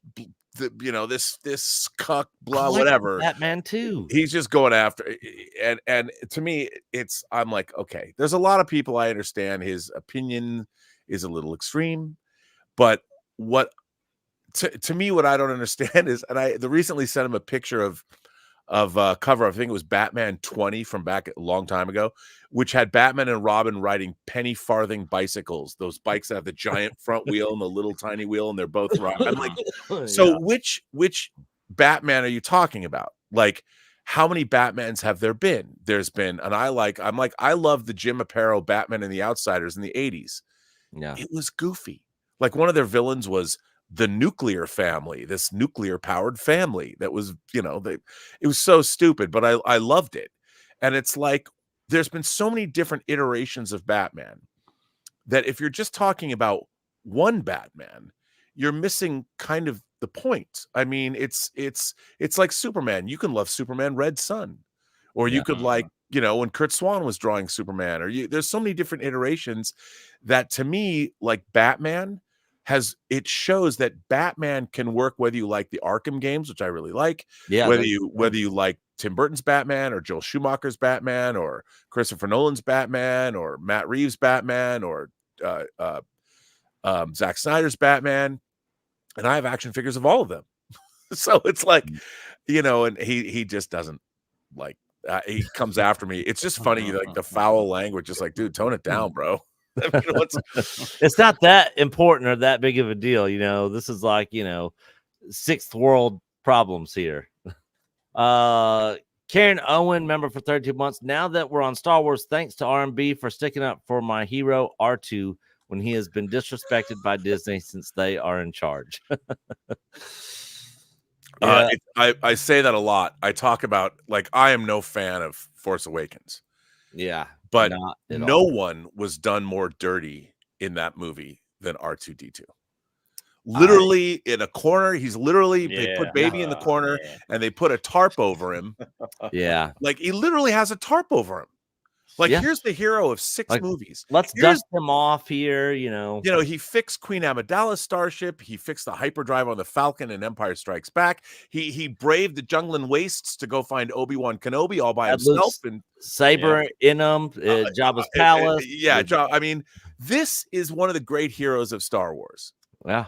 And look, I get it. Why did they create BB-8? Something because new. because J.J. Abrams wanted to sell a new toy, Yeah. and they found that technology that they could make it. But to me, what's interesting is if you think about what Star Wars, at least the Skywalker saga, it's R2 and 3PO who are the keepers of that tail. They're the keepers of that flame. So how cool would it have been? I mean, I think that is a terribly written, horrible movie, and I know people like it. But how cool would it have been if that movie opened with Poe Dameron on an undercover mission with R2-D2? Yeah. Yeah. You know, if you better than what it did. yeah, and it's like so, and the fact is that it could have been R2-D2 who says, "Look, man, you got to get the F out of here. I'll take care of it. I got you." And you could have put R2 on an exalted status. How much would the fan base have gone bananas if that movie opens and you meet Poe Dameron looking for Lars Zanteca or whatever, and it was R2 who gets out of the X-Wing with him? I mean, I understand BB-8's all cool, but BB-8 is not as cool as R2-D2. No. Nah, not even close. Nope. Rob, I don't know what book it was. I know I read it. It's an EU book, but there's such a great story about R2 gets damaged and Luke has to fix him. And as he's fixing him, scenes start to play from episode 1, 2, and 3, and him and Leia sit down and watch I don't remember. And their mother interact, and Leia's sitting there with tears going down her eyes, and Luke's like, I remember she looked like that. Like, you know, even though he was a baby, it's like, I remember I had, because he tells Leia that. Well, it's through the Force. It'd be through the Force. You'd have it, because, you know, by the way, how cool would that have been if they incorporated that idea into The Force Awakens? I would have been fine with it. I'd have been fine with it. I mean, and this is one of the things, the frustrations is all these books have already been, you know, I did a whole story. I'd read an article about Grand Admiral Thrawn, and the idea is, why is it that Timothy Zahn has been so sort of sidelined? That here comes Dave Filoni, and mad props to Dave Filoni for the work he's done, but how do you then lift a character that wasn't created by you? And why is there no Grand Admiral Thrawn created by Timothy Zahn? And they're doing this in Star Trek as well. They'll pilfer. I mean, how much of the Clone Wars and modern Star Trek was pilfered from the comics, the Dark Horse comics, like Ayla Secura, characters that were created in the comic books by other creators that aren't getting any credit in these universes. And Grand Admiral Thrawn, Timothy Zahn, this weird idea that, well, you know, he wrote the Heir to the Empire trilogy, Last Command, you know, all that Dark Force Rising. He wrote these 3 books, and sure, it was work for hire, so we don't have to credit him.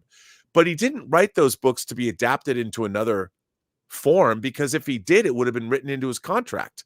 Yeah. If you're a screenwriter, if you're a screenwriter and you write an original movie, you have rights to a TV spinoff, sequels, but when you write a book, you don't have those rights. So everybody feels like, oh, well, these the Kurtzman era of Star Wars or Star Trek, they just rip off stuff from Star Trek novels willy-nilly.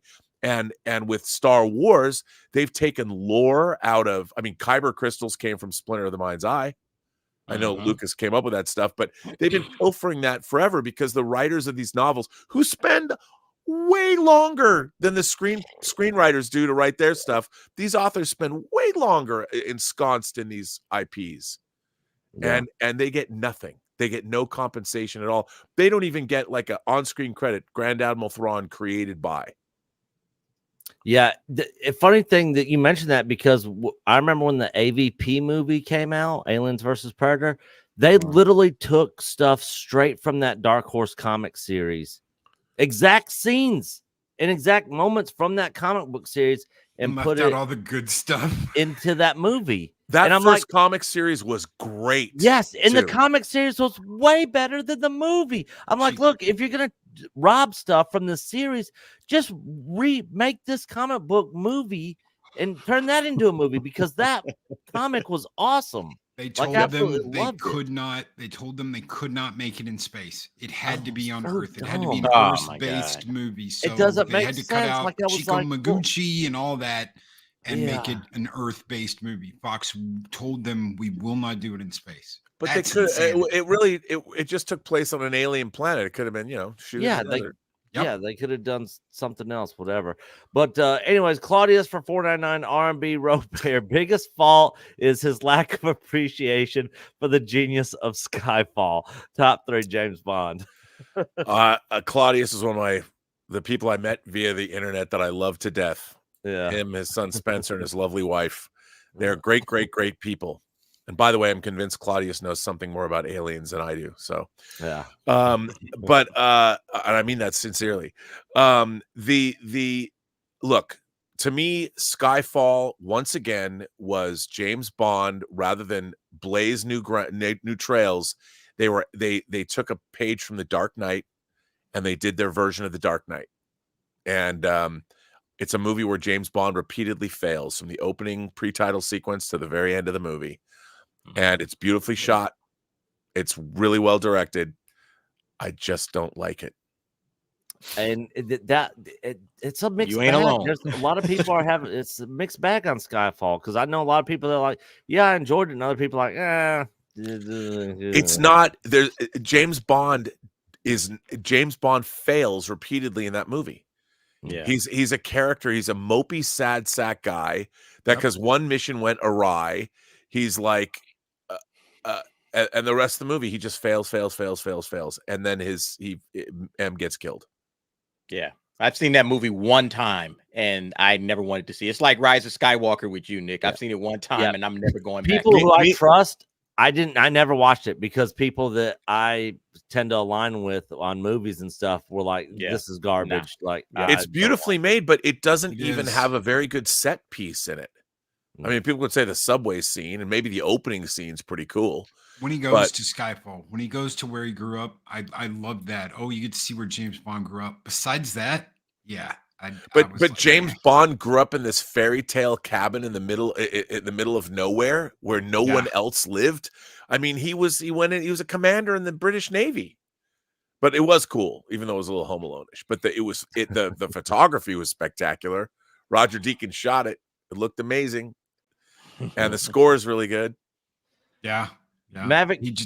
Maverick Pilgrim has become a YouTube member. Hail, Maverick, and welcome to the EBN member family. Thank you guys for all your continued support here. For everybody that sent in super chats, this video is for you.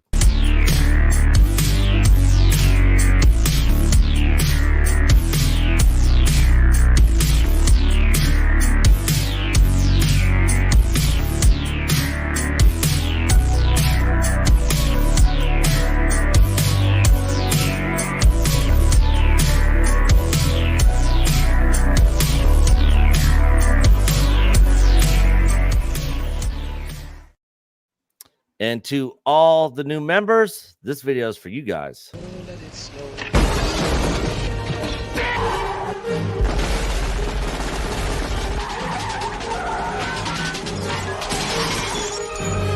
to the party, pal. Turn up the heat and it's getting ready to pop. I gotta ask you, Rob, have you gotten the new Conan Deluxe 4K? You know what? I ordered it like I always do from Amazon, and mine hasn't come yet. Mine has I just had to pre-order because they ran out of copies, and so mine's not supposed to get here until like February or something. Yeah, me too. And I'm so pissed because I've wanted that. I mean, that's a Grail disc having Conan and by the way, Arrow has been killing it. They put out one of my favorite movies a couple months ago, which is The Warriors from 1979. Oh yeah, and that 4K disc is amazing. It's amazing. Tom from Midnight's Edge said that the Conan 4K was the best 4K movie he's seen. Arrow's killing it. I believe it. Wow. Yeah. I just can't believe it took that long. And what's crazy to me is that Universal themselves didn't put it out. Yeah, what? It, It this is doesn't not, make sense. don't you're going to get me started on another rant, but the fact that the studios have been just giving away all of their assets Yeah, to why? for other studios to put out. Now, to be fair, they've got a good relationship with Arrow. They put out Carlito's Way, they put out Waterworld, Love they put out Carlito. a lot of and their packaging is beautiful. They're treating these movies with great respect, and the special features are awesome. So good luck, great for them, but they're clearly making a profit. Yeah. And Universal's, I mean, I'm happy to get Arrow to them to do it because they've done such a great job. But the studios are wondering why they're not. I mean, Universal did really well last year, but it's like, and their physical home entertainment money, they made more money in 2023 than 2022. So that's good. Yeah. Loki, Derek, did you guys get the Conan 4K? I did not. Yes. You has yours come in, Loki? Not yet. But did I was going to ask you, I don't know if you want me to do it here or not. Did you get a letter from Squaresoft? Oh, yeah, that they're going to start packaging the collector's edition up for Final Fantasy VII Rebirth on Not February just that. 2nd? I'm getting a different statue than you are. What? I'm not getting the same statue. I'll send you a picture of it. I'm not getting the same statue you are. Apparently, they only had so many of those statues, so I'm getting a different statue. You gotta send me that. So I will. It's him on the girder. Remember that scene at the end of Remake where he's on the girder and he's like swinging his sword at Cloud. He's like coming down and he's got that one black wing over him. That's what it is. It's not with the fire coming out from below. It's a different statue.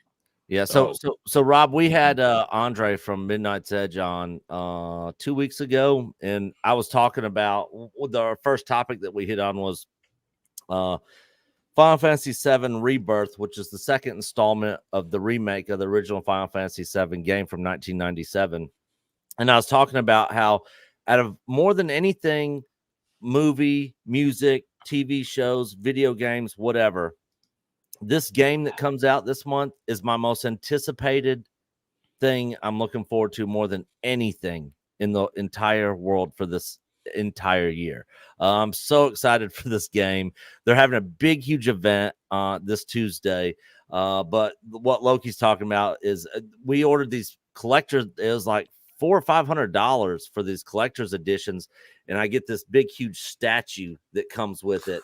And then I guess Loki's getting a different one because they ran out of statues or something. Yep. But yeah, I cannot wait. And also, real quick, Claudius has become a YouTube member. Hail to you, good sir. Welcome to the EBN member family. And I'll do this one for you.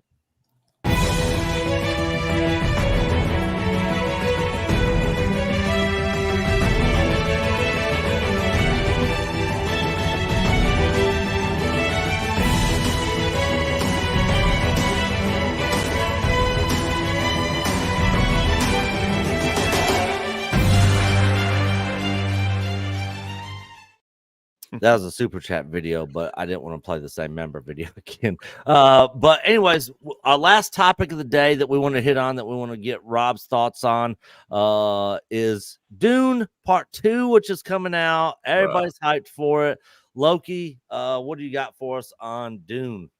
Everybody's excited to see Dune 2, right? But before you go and see Dune 2 in IMAX, which I've got a ticket for on the 25th of this month, you have the opportunity, if you missed it the first time, to go back and see Dune with a 15-minute extended preview of Dune 2 in theaters. You can go from the 9th to the 13th. We're going to go see it again in IMAX on the 13th.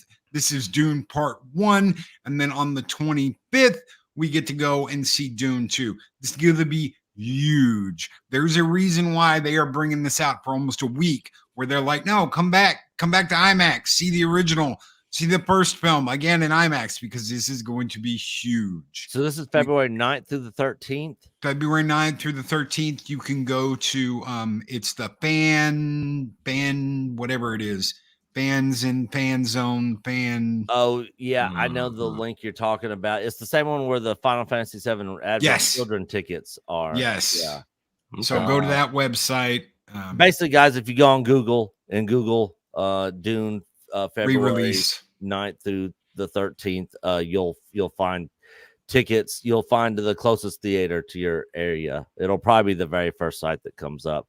Now I'm the minority here on Dune because the first Dune movie, I was just like, nah, you know, it's a little slow for me. Like, I didn't hate it, but I didn't love it. Like, Coach absolutely loves Dune. That's the thing he's most excited about that's coming out. But I'm kind of mad on it. Again, I didn't hate it. I didn't think it sucked, but I wasn't just like gushing over it. Did you get to see it in IMAX? Because I know you missed it when me and Mike went and saw it in IMAX. So you and Mike went and did it, and I was going to meet up with the Game Chasers guys, so I did end up making it. So no, I actually watched it on my TV here at the house. Dude, go. I heard seeing it in IMAX was the way to see it. It's a visual and auditory explosion when you see it in IMAX. The audio, the sound, the giant scenes you see, the way he did that movie, it's almost like you gotta go see it. And Eris didn't understand that either. My wife, Eris of Chaos, she didn't get it. She watched it on TV, and then we went and saw it in IMAX, and she goes, I understand now. And I'm like, yeah, you get it now. You get why I love this movie. You got to go see it in IMAX. So if you get the opportunity, go see it in IMAX. Definitely go see the sequel, which will be on the 25th. It really comes out on the 1st, but if you get lucky, you can get those 25th early tickets in IMAX. Yes. Yeah. The funniest thing I think I've seen on Twitter in the last couple of days is Rob's head coming out of one of those Dune 2 popcorn buckets. that looks like a duty hole. I got to give that up to Ray Ora from the John Campy show. He did that. Yeah. Like, I saw that and I was just rolling. I was like, oh my God, that is so freaking hilarious. But yeah, when they came out those Dune popcorn buckets, I was like, that looks kind of weird, you know? Am I the only one seeing this here? You know, and they are working on a third movie. We're gonna get Dune Messiah, and after that, I believe it's Vallejo, right? That's how you say his last name. It's Vallejo, the director. Oh, Denis Vellnueve. Yes, Rob knows. Yeah, you were saying he only does three, right? I can't pronounce his name He either. said, after we do Messiah, I'm taking a half a decade off of filmmaking. And I was like, I do not blame you. So yeah, he's just doing the third film and then he's done. That's kind of the end. It's funny because the end of the first book, right? No, Messiah's the second book. Oh, yeah, Dune, but it's the Paul Atreides. It kind of wraps up the Paul Atreides stories. Yeah. You get into the Children of Dune and the last one, and you're like, that last one's just crazy. It's absolute insanity until the very end of the book. So they never did that one. I don't think they did. Not a TV movie or anything. So it'd be interesting if the WB decides to go all the way and give us that. I want to see that. It's very cerebral, and it's very... If you don't move on, mankind has stagnated for thousands of years. If you don't move on, you're going to die out as a race. You can't just keep playing the same thing over and over and over again. You have to move on and expand beyond what you are. It's a very cerebral book. So I would love to see it. I really would. Yeah. Rob, thoughts on Dune 2 coming out? I'm guessing you're going to go see it opening weekend. I'm a huge Dune fan. And, you know, I've only read the 6 books, Frank Herbert's books. There's Dune, there's Dune Messiah, Children of Dune, God Emperor of Dune, Heretics of Dune, and Chapter House Dune. And there's been a ton more that were written by Kevin J. Anderson and Brian Herbert, his son. But those are apocryphal in my mind. It's only, it's only Frank Herbert's books that I pay any attention to. Yeah. But I'm really excited. The only thing is, I think Dune is a staggering achievement in fantasy filmmaking because, you know, I'm always talking about verisimilitude. Yeah. Dune is, I think, the most it's flawless in terms of creating, you believe everything you're looking at, and the sound mix Looks great. is unbelievable. My only problem with the movie that prevents me from, I mean, I love Dune, but I want to love it more, is because of the running time. That if you look at the scenes in the movie, the actual scenes where people talk to each other, they're cut to the bone. There's like just you could tell that those scenes were a lot longer, and they cut them down for time. So I don't enjoy the movie as much as I want to, because I want, I love when people talk to each other. I love, our favorite movies, we can all remember exchanges between characters. Yeah. And Dune is cut to the very bare minimum of those exchanges. And so I feel like we're missing, because the actors are all great. So you want them to have fun talking to one another. And while it looks great and it feels great, I feel that we didn't get to learn enough about the characters, and I want to know more. Like, even if you look at Lynch's I felt like Dune, that after I watched it. yeah, I mean, because you just don't know unless you're a Dune fan and you know what they're saying. I feel like you're watching the Reader's Digest condensed version of Dune. Yeah, or the But everything. I mean, it's beautiful to look at. However, yeah, since I still think, because basically we're just getting the back half, there's going to be so much going on in Dune 2, because we're going to go to Kitane, and you're going to go to all the different planets. You're going to meet the Padishah Emperor and his daughter and Princess Urlan and all the stuff that's oops, my thing just fell out of my broken glasses. So I think Dune 2 is going to be really, really great, because there's so much more action in it. yeah. But I can't wait. I mean, and I interviewed Greg Frazier, the director of photography, on my channel, and he said he thinks Dune 2 is way better than Dune 1, and he shot both of them. So, Oh wow. Would you want a like Lord of the Rings like extended cut version of 100%. yes, I was just yes. wondering, is there a director's cut coming? I mean, you can even see there's deleted scenes. You can watch them online. You're like, why was this cut out of the movie? And it's I mean, I get it. I totally understand it. But because I can watch Dune for 4 hours, but I can't wait. I think it's going to be incredible. The vision of it. I mean, I'm a huge Denis Villeneuve fan. I love Arrival. I love Sicario. I love Prisoners. I loved Enemy. Sicario was awesome. Blade Runner. But Blade Runner 2049. I thought Blade Runner 2049 was miraculous in terms of, I mean, it's not perfect, but it's a miraculous sequel compared to what it could have been. And I think I really love that movie. And it also, again, the sound mix and the soundtrack and everything in that movie is just astonishing to look at. Yeah. It could have been a lot worse. Yeah, not wrong there. But yeah, I know Coach is like, he's freaking creaming himself on this Dune 2. He absolutely. So I have to There you go. These I can see. These are actual. Yeah. Now you're I taking have it to back find to the the lens old, that popped out on the ground. the old Schmo's Nose championship. Yeah, this is my thug life look. Yeah, I need that thug life thing where I need the cigarette. Yeah. You know. But yeah, I know there's a lot of people out there. I think Dune 2 is probably has the most hype around it coming out early That and 2024. Deadpool, I think those two are the most hyped up for the year. What's the other one? DA? Deadpool. I think Oh, that yeah, and yeah, Deadpool yeah, 3 are Deadpool 3, the biggest, yep. the ones everybody's looking forward to. Other than that, 2024 is kind of dry. I am looking forward to Kingdom of the Planet of the Apes, though. Yes. Okay. Yeah, I got blown away when I went and saw Godzilla -1, and I saw that. I was like, oh my God, they're making another movie. Yeah, I mean, I have a great rant about why is Disney not promoting? Why is there not a Go Ape button on Disney Plus? I know it's a Fox property, but I grew up with the Planet of the Apes movies. Yeah, and they own Fox now. Before there was Star Wars, it was Bond, and Planet of the Apes was and Star Trek. It was my jam, but there was no Star Trek movies either. And Planet of the Apes, this is the 10th Planet of the Apes movie. Really? If you include, there's the original 5. There's Planet, Beneath, Escape, Conquest, and Battle. Then there was a live action TV series, an animated series. Then there was Tim Burton's, and then there's the 3. And I think while War of the Planet of the Apes was a little disappointing, they're still very respectable movies. I mean, they're And I loved when I saw Rise of Planet of the Apes. I'm like, oh, this is gonna suck. But I couldn't believe the visual effects.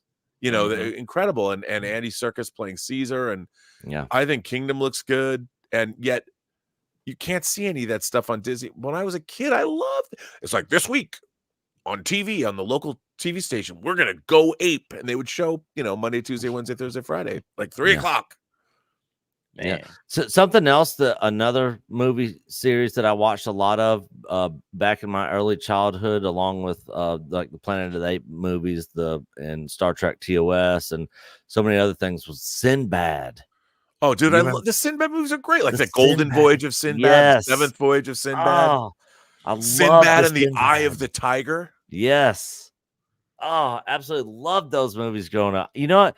They need to come out with those on 4K. I would actually buy those. And Jason the Argonauts with the skeletons. I mean, Land of the Lost. Marshall, Will, and Holly. Yeah. Was that all like what's the guy's name? Harryhausen? Was he the guy Harryhausen. Okay, he was the guy doing all the Sinbads, right? Yep. And he did the original Clash of the Titans. That was his last Clash of the movie. Titans. Yep. Yeah. Another Jason and the Argonauts. Love that stuff. Oh man, Beast from 20,000 Fathoms. Yeah. Or he did Earth versus the Flying Saucers, which, by the way, I know it's a 50s black and white movie, but that movie's actually pretty good. If you guys want to watch a crazy 50s alien invasion science fiction movie that Ray Harryhausen did, Earth versus the Flying Saucers. Earth versus the Flying Saucers. I know, with that title, you'd think it's probably the RoboCop of its day, but hey, it's just like RoboCop. That's why I like Rob, man. Rob gives you all of these little nuggets that you ain't never heard of before, and all of a sudden you on Twitter just or on Google just searching everything up. Like, yo, man, this is cool. Yeah. So now Earth versus the Flying Saucers was aliens destroying Washington D.C. pre-Independence Day. Wow. Oh wow. Okay. Yeah. So now I got the Bermuda Depths and Earth versus the Flying Saucers on my thing to check out for later. I just added them to the list of all the other things I will single-handedly look. People are going to think I'm crazy when you watch Bermuda Depths, but remember, we saw it on TV, and I know the effects, but there's something about that movie, even now. This romantic ghost story, giant turtle, Carl Weathers aspect of it that's still great. And it's got its own love song, and it's I love the movie. And get the Blu-ray from Warner Archive because it's cheap, and the transfer looks stunning. Warner Archive. All right, I'll have to check that out. All right, guys, this is the longest EBN cast. So, Rob, when I started the show, I was like, look, I just want to do a quick 1 hour, just news roundup of the week, just hit topics real quick, have rotating guests. Just do an hour. Here we are, 2.5 hours later on the EBN cast, the longest show ever. But when you have somebody as knowledgeable and great is Mr. Robert Meyer Burnett, you know, the show will tend got to take advantage of that, man. Well, You got to take advantage of Robbie. This is a great panel. Yeah. You guys are, this is a really good The panel. conversation has been amazing. Absolutely amazing. That's what I loved about it. Just hearing, you know, Rob's thoughts and Jonas and Stone Loki and yours, Nick, as well, just on this whole DEI situation. It's been something that's been burning in my bones. And I'll be having a video up on this later as well, just to, you know, give more thoughts on it. But yeah, I'm so glad I was a part of this. Thank you, Rob, so much. For you were great. It was great to stream with you. We should do it more often. Yeah. Absolutely, 100%. Yeah, Derek is an up and coming YouTuber. He just coach discovered him and was like, "We gotta have him on." Are you wearing a Big Trouble in Little China shirt? Nice, nice. Yo, one of my all-time favorite, man. One of my all-time favorite. It was quotable. Me and my cousins. Every time me and my cousins got together as kids, there were 3 movies we had to watch without a doubt.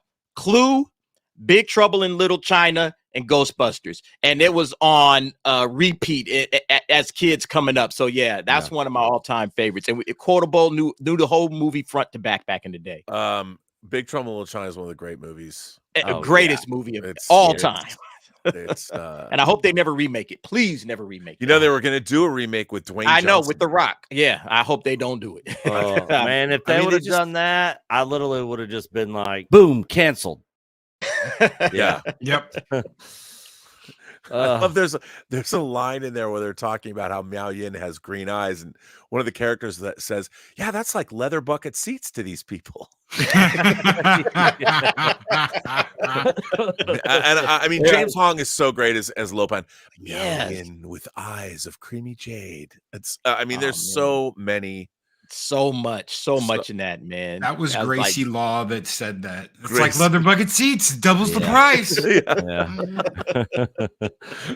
Yeah. It's so good. All right. Well, Derek, tell all the good folks out there where they can find you at. I know you got our old Saturday night time slot tomorrow night. The DA's office every Saturday, 8 p.m. Eastern, 5 p.m. Pacific. We'll just be hanging out, talking. Me and T, we do our normal thing. We'll be going over some of the same topics you've been seeing over the last couple of days. I'll have a couple of videos coming up soon. One again talking about the whole male and pale is stale. I got some comments on that. And then also we'll be discussing Avatar, The Last Airbender, the Netflix remake. Might be some trouble on the way for that. So we'll be taking a look at that and diving in. But yeah, check me out, Derek Anderson, the DA. You guys can find me on YouTube, of course. I think you linked it in the description. All Nick, the links, guys, moderators for all these guys' channels is in the description of this video. And then, of course, I'm a regular on EBN on Thursdays. Every Thursday night, I'm hanging out with Nick, Coach, and Matt Risman and the crew. So thanks for having me on, Nick. Appreciate you, brother. Yep. Glad you were off today and could actually be here since Mike is out in Vegas with Paulie, the Latino Slant, who are also Mike's normally here, Rob, but he's in Vegas having fun without us. I love it. So Loki, where can everybody find you at, good sir? And what do you got coming up? You can find me over on Loki's Mornings of Mischief. We just did a huge expose on Mexican Iron Man. We had Mexican Iron Sister on the show for real, no joke. She confirmed. Sister?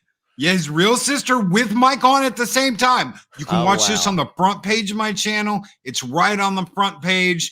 It auto plays for you where she goes over the fact that he has jumped out of married women's windows before. The fact that he is a YouTuber, ladies and gentlemen. All of the dirty little secrets are running to watch that right now. It's all like watch that right now. Secrets are out. They're all out. All the secrets are out. He's been exposed as a Disney pixie duster. Thousands of dollars at Disney to go to Disney, and it's all out there. I love having Mike on. He's such a great guy, but it was so fun to get to talk to his sister with him on there and her be like, no, I don't think so. You did this and this and this. And you're like, oh my God, exposed. I love it. So guys, go check that out. We're doing a late night show tonight at 10 p.m. Central Standard Time. And of course, we have the morning show Monday through Friday, 8 a.m. to 9 a.m. every single weekday. So anybody who wants to come by and hang out, listen to some cool, fun stuff, we're there. Yeah, absolutely. Cool. And Rob, tell all the folks what you got coming up, what's going on in your world, and where they can find you at, other than the description of this video. You can find me obviously on my own YouTube channel, The Burnett Work, and my show Robservations, and the show we do on Fridays, Midnight Musings. It starts at 9 Pacific time. And then on the weekends, we do our Let's Get Physical Media show where we talk about all the physical media that comes out. And by the way, Warner Archive did not just put out the Bermuda Depths. Warner Archive also put out Action Jackson on Blu-ray. Ooh, so they have that on there as well? Yeah, so you can go get yourself a Carl Weathers double bill. I'm actually buying. I'm gonna actually get both of those. They do it. The thing about Warner Archive that they'll never tell you is that Warner Archive's discs are different than regular Warner Brothers discs, so their bit rates are higher and the picture's better. Okay, but interesting. That's true. So Action Jackson will probably look fantastic. I don't have that disc, so now I'm gonna have to go buy it. But so you can find me there. And the thing to look out for is I have been producing an audio drama, and it's a full-blown, think of it like a movie but without the pictures. And so it sounds like a movie. It's mixed in 5.1 and Dolby Atmos. And it is an adaptation of Road to Perdition writer Max Allan Collins.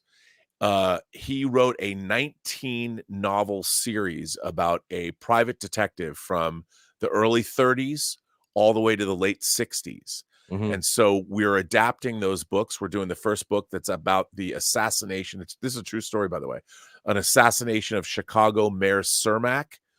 And it takes place in 1933, and it stars Todd Stashwick, who played Liam Shaw in Picard season 3.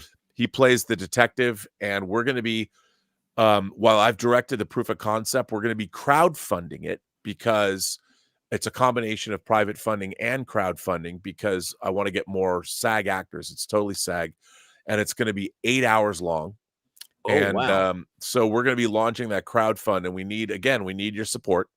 And you'll hear Todd Stashwick already and what we've heard. And when we do the crowdfunding campaign, you'll be able to download the proof of concept, which is about 12 minutes in both 2-channel stereo and 5.1. So if you have a surround system that you can play it on, you'll hear bullets whizzing by you. And so it's gonna have like all the sound effects and the voice act, all that stuff, and you're just gonna, but it's like a audio book almost. Yeah, although it's much more. It sounds like a movie. It just doesn't have pictures.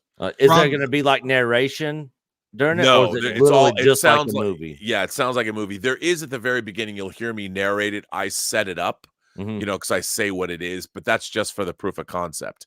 It'll sound, I was taking my cues. I grew up loving audio dramas, and now audio dramas are like everywhere. But I wanted to make one that's totally immersive, kind of like that old Stephen King's The Mist. But when you listen to it, there's no like, and now we go to it sounds like you're listening to a movie. Rob, just real quick, remind me, because I know you told me this. I remember this. For vinyl nuts like me, you are coming out with this on vinyl record. Yes, we are going to make a high gauge vinyl. It's funny because I've been looking into pricing it. Since you asked, this is really interesting because I figured, okay, well, you can just take the original tracks, this two-channel stereo tracks, and put them on vinyl. And I found out that's not true. You have to remix it for vinyl because with like the gunshots that you hear, if you were to put this on vinyl raw, it would make the needle would actually jump off.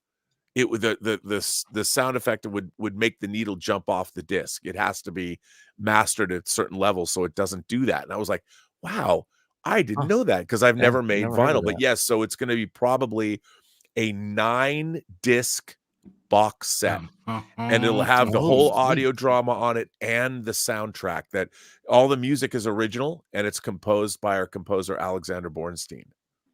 Merry Christmas, Loki. It's really cool. And as a matter of fact, Dave Dorman, who is a pretty well-known Star Wars artist, he painted the covers of like the Dark Empire comics and he's actually painting our key art. Characters in the first story are like FDR, Franklin Delano Roosevelt. As a matter of fact, when the storyline, this private detective gets involved with actual historical events. He's fictional, but the events are real. And this is crazy. The mayor of Chicago was assassinated by an Italian mafioso who was trying to kill the president, who tried to kill Franklin Delano Roosevelt, but missed and killed the mayor of Chicago instead. And it's all Al Capone's in the story, and it's all that stuff. It's really cool. So this is based on a true story? Here it is. It's partially based on a true story, but the conceit of the books is that the books are fictional. The character's fictional, but it's always involved in some kind of real history. Okay, so, gotcha. And it's really cool. And so it's going to be we're going to cast a lot of interesting name actors. And I'd never produced an audio drama before. And what was cool for me was, I had this idea, we're going to make it like a movie. Because I grew up listening to the CBS Radio Mystery Theater when I was a kid. So I loved audio dramas. But it's one thing, I'll just, as a quick aside, it's one thing when you're trying to create an audio drama. I'm like, okay, he bursts into this room where these criminals are and they start shooting at him. But when you're sitting in an engineering booth, audio engineering booth, and you suddenly have to ask yourself, okay, well, if he kicks in the door, what side of the room is the door on, and where are the people sitting? And if they pull out guns, which direction are they firing the bullets? Because it's all spatial, and you have to know, okay, if he's over there and they shoot, the bullets are going, do they go to the left speakers or the right speakers? And I found myself, and I never thought about this because you have the script. I had to like draw. I had to make drawings, and my engineer Mike that I'm working with at a place called Private Island Audio, we had to figure out like, where are they standing? You know, in a movie, Right. you know where people are, and it was wild, man. It took a lot longer than I thought because I'm like, it never, you know, when you do these things, you learn as well. Mhm. And I like knew what I wanted it to sound like, but when you're actually, there's all this spatial stuff happening, and you had to figure out like, are people walking right to left because you have to hear their footsteps. It was wild. Anyway, you'll hear the results and you'll tell me if I did a good job. So when are you looking at trying to have this release once it's We're going to do it. So it's not going to be like a crowdfunding campaign you have to wait a long time for. The idea would be to run the crowdfunding campaign in February. Although it might start in February, it depends. I have no idea if anybody will even want to hear it. You know, you never know when you crowdfund. And we'd probably run the crowdfunding campaign for a couple months, but we'd run right into production. And I would like to debut the first episode at Comic-Con in July. Oh, that would be nice. Yeah, and so if people sign up for it, you get not just perks, but you can choose to get, and like one of the stretch goals would be Dolby Atmos. So you would get whatever perks you get, and then you can decide. I mean, you have access to the 2-channel stereo mix, the 5.1 mix, and then I want to do a Dolby Atmos mix, and there'll be physical, so you could get the Blu-ray that has the whole series on it. Plus, like we took Todd Stashwick to Chicago, and we had him walk around his old neighborhood, and we shot him, and he was a Second City alumni, so we went to I remember seeing all your photos from when you were in Chicago. Yeah, and then I went to Max Allen Collins' house in Iowa and sat down with him, and we sat down in the speakeasy, and I interviewed him for an hour. So all that stuff will appear on the physical media versions. We'll have it released as part of the crowdfunding campaign, but you'll be able to get all that stuff on the disc. So not just the mixes, but you'll actually get the video components as well. Sign me up. Got a I'm getting one. Vinyl guy right here that's going to buy one. I know Loki's whatever. Get the it vinyl. don't matter what you charge. Remember that, RMB. It does not matter what you charge. I will order one. The vinyl's really it's going to be really expensive. They are not cheap. No, vinyls. Yeah, Rob, I spent $750 on an entire Godzilla collection that composes like 20 records. Dude, I remember I wanted that so bad. I promise you it will not cost that much. Trust me, I'll buy it. I will buy it. All right, guys. Well, that is going to do it for us. I want to thank our special guest, Mr. Robert Meyer Burnett himself. Definitely go sub to his channel. Check out everything he's got going on over there. And I'm not always in my thug life mode. I never do that. Yeah, anybody that came in late, his lenses on his glasses came out. One of them fell out because I got these cheap ass $5 reading glasses that I use.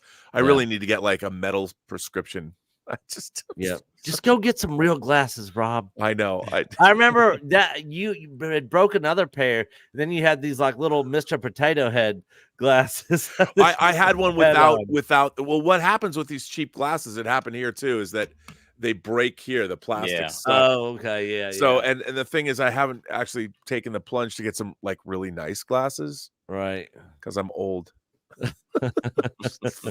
I mean, for $5 or for like $25, you get 5 pairs, and it's funny because I always forget the last pair of these sunglasses, which I don't use.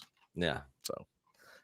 All right, guys. Well, thank you for all your continued support here at Echo Base Network. Me and Coach will be doing some videos that'll be coming out next week, of course, next Thursday night, and then back here next Friday, where we'll try to keep it at an hour. Sorry.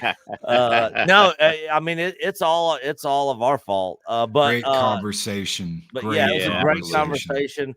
I mean, literally in the private chat, I was like, "Hey, if you guys gotta go, just let me know." But I mean, I'm cool for staying and hanging out and having this conversation because it's fun. So we appreciate all of you guys. Thanks again, Rob, Loki, and the DA.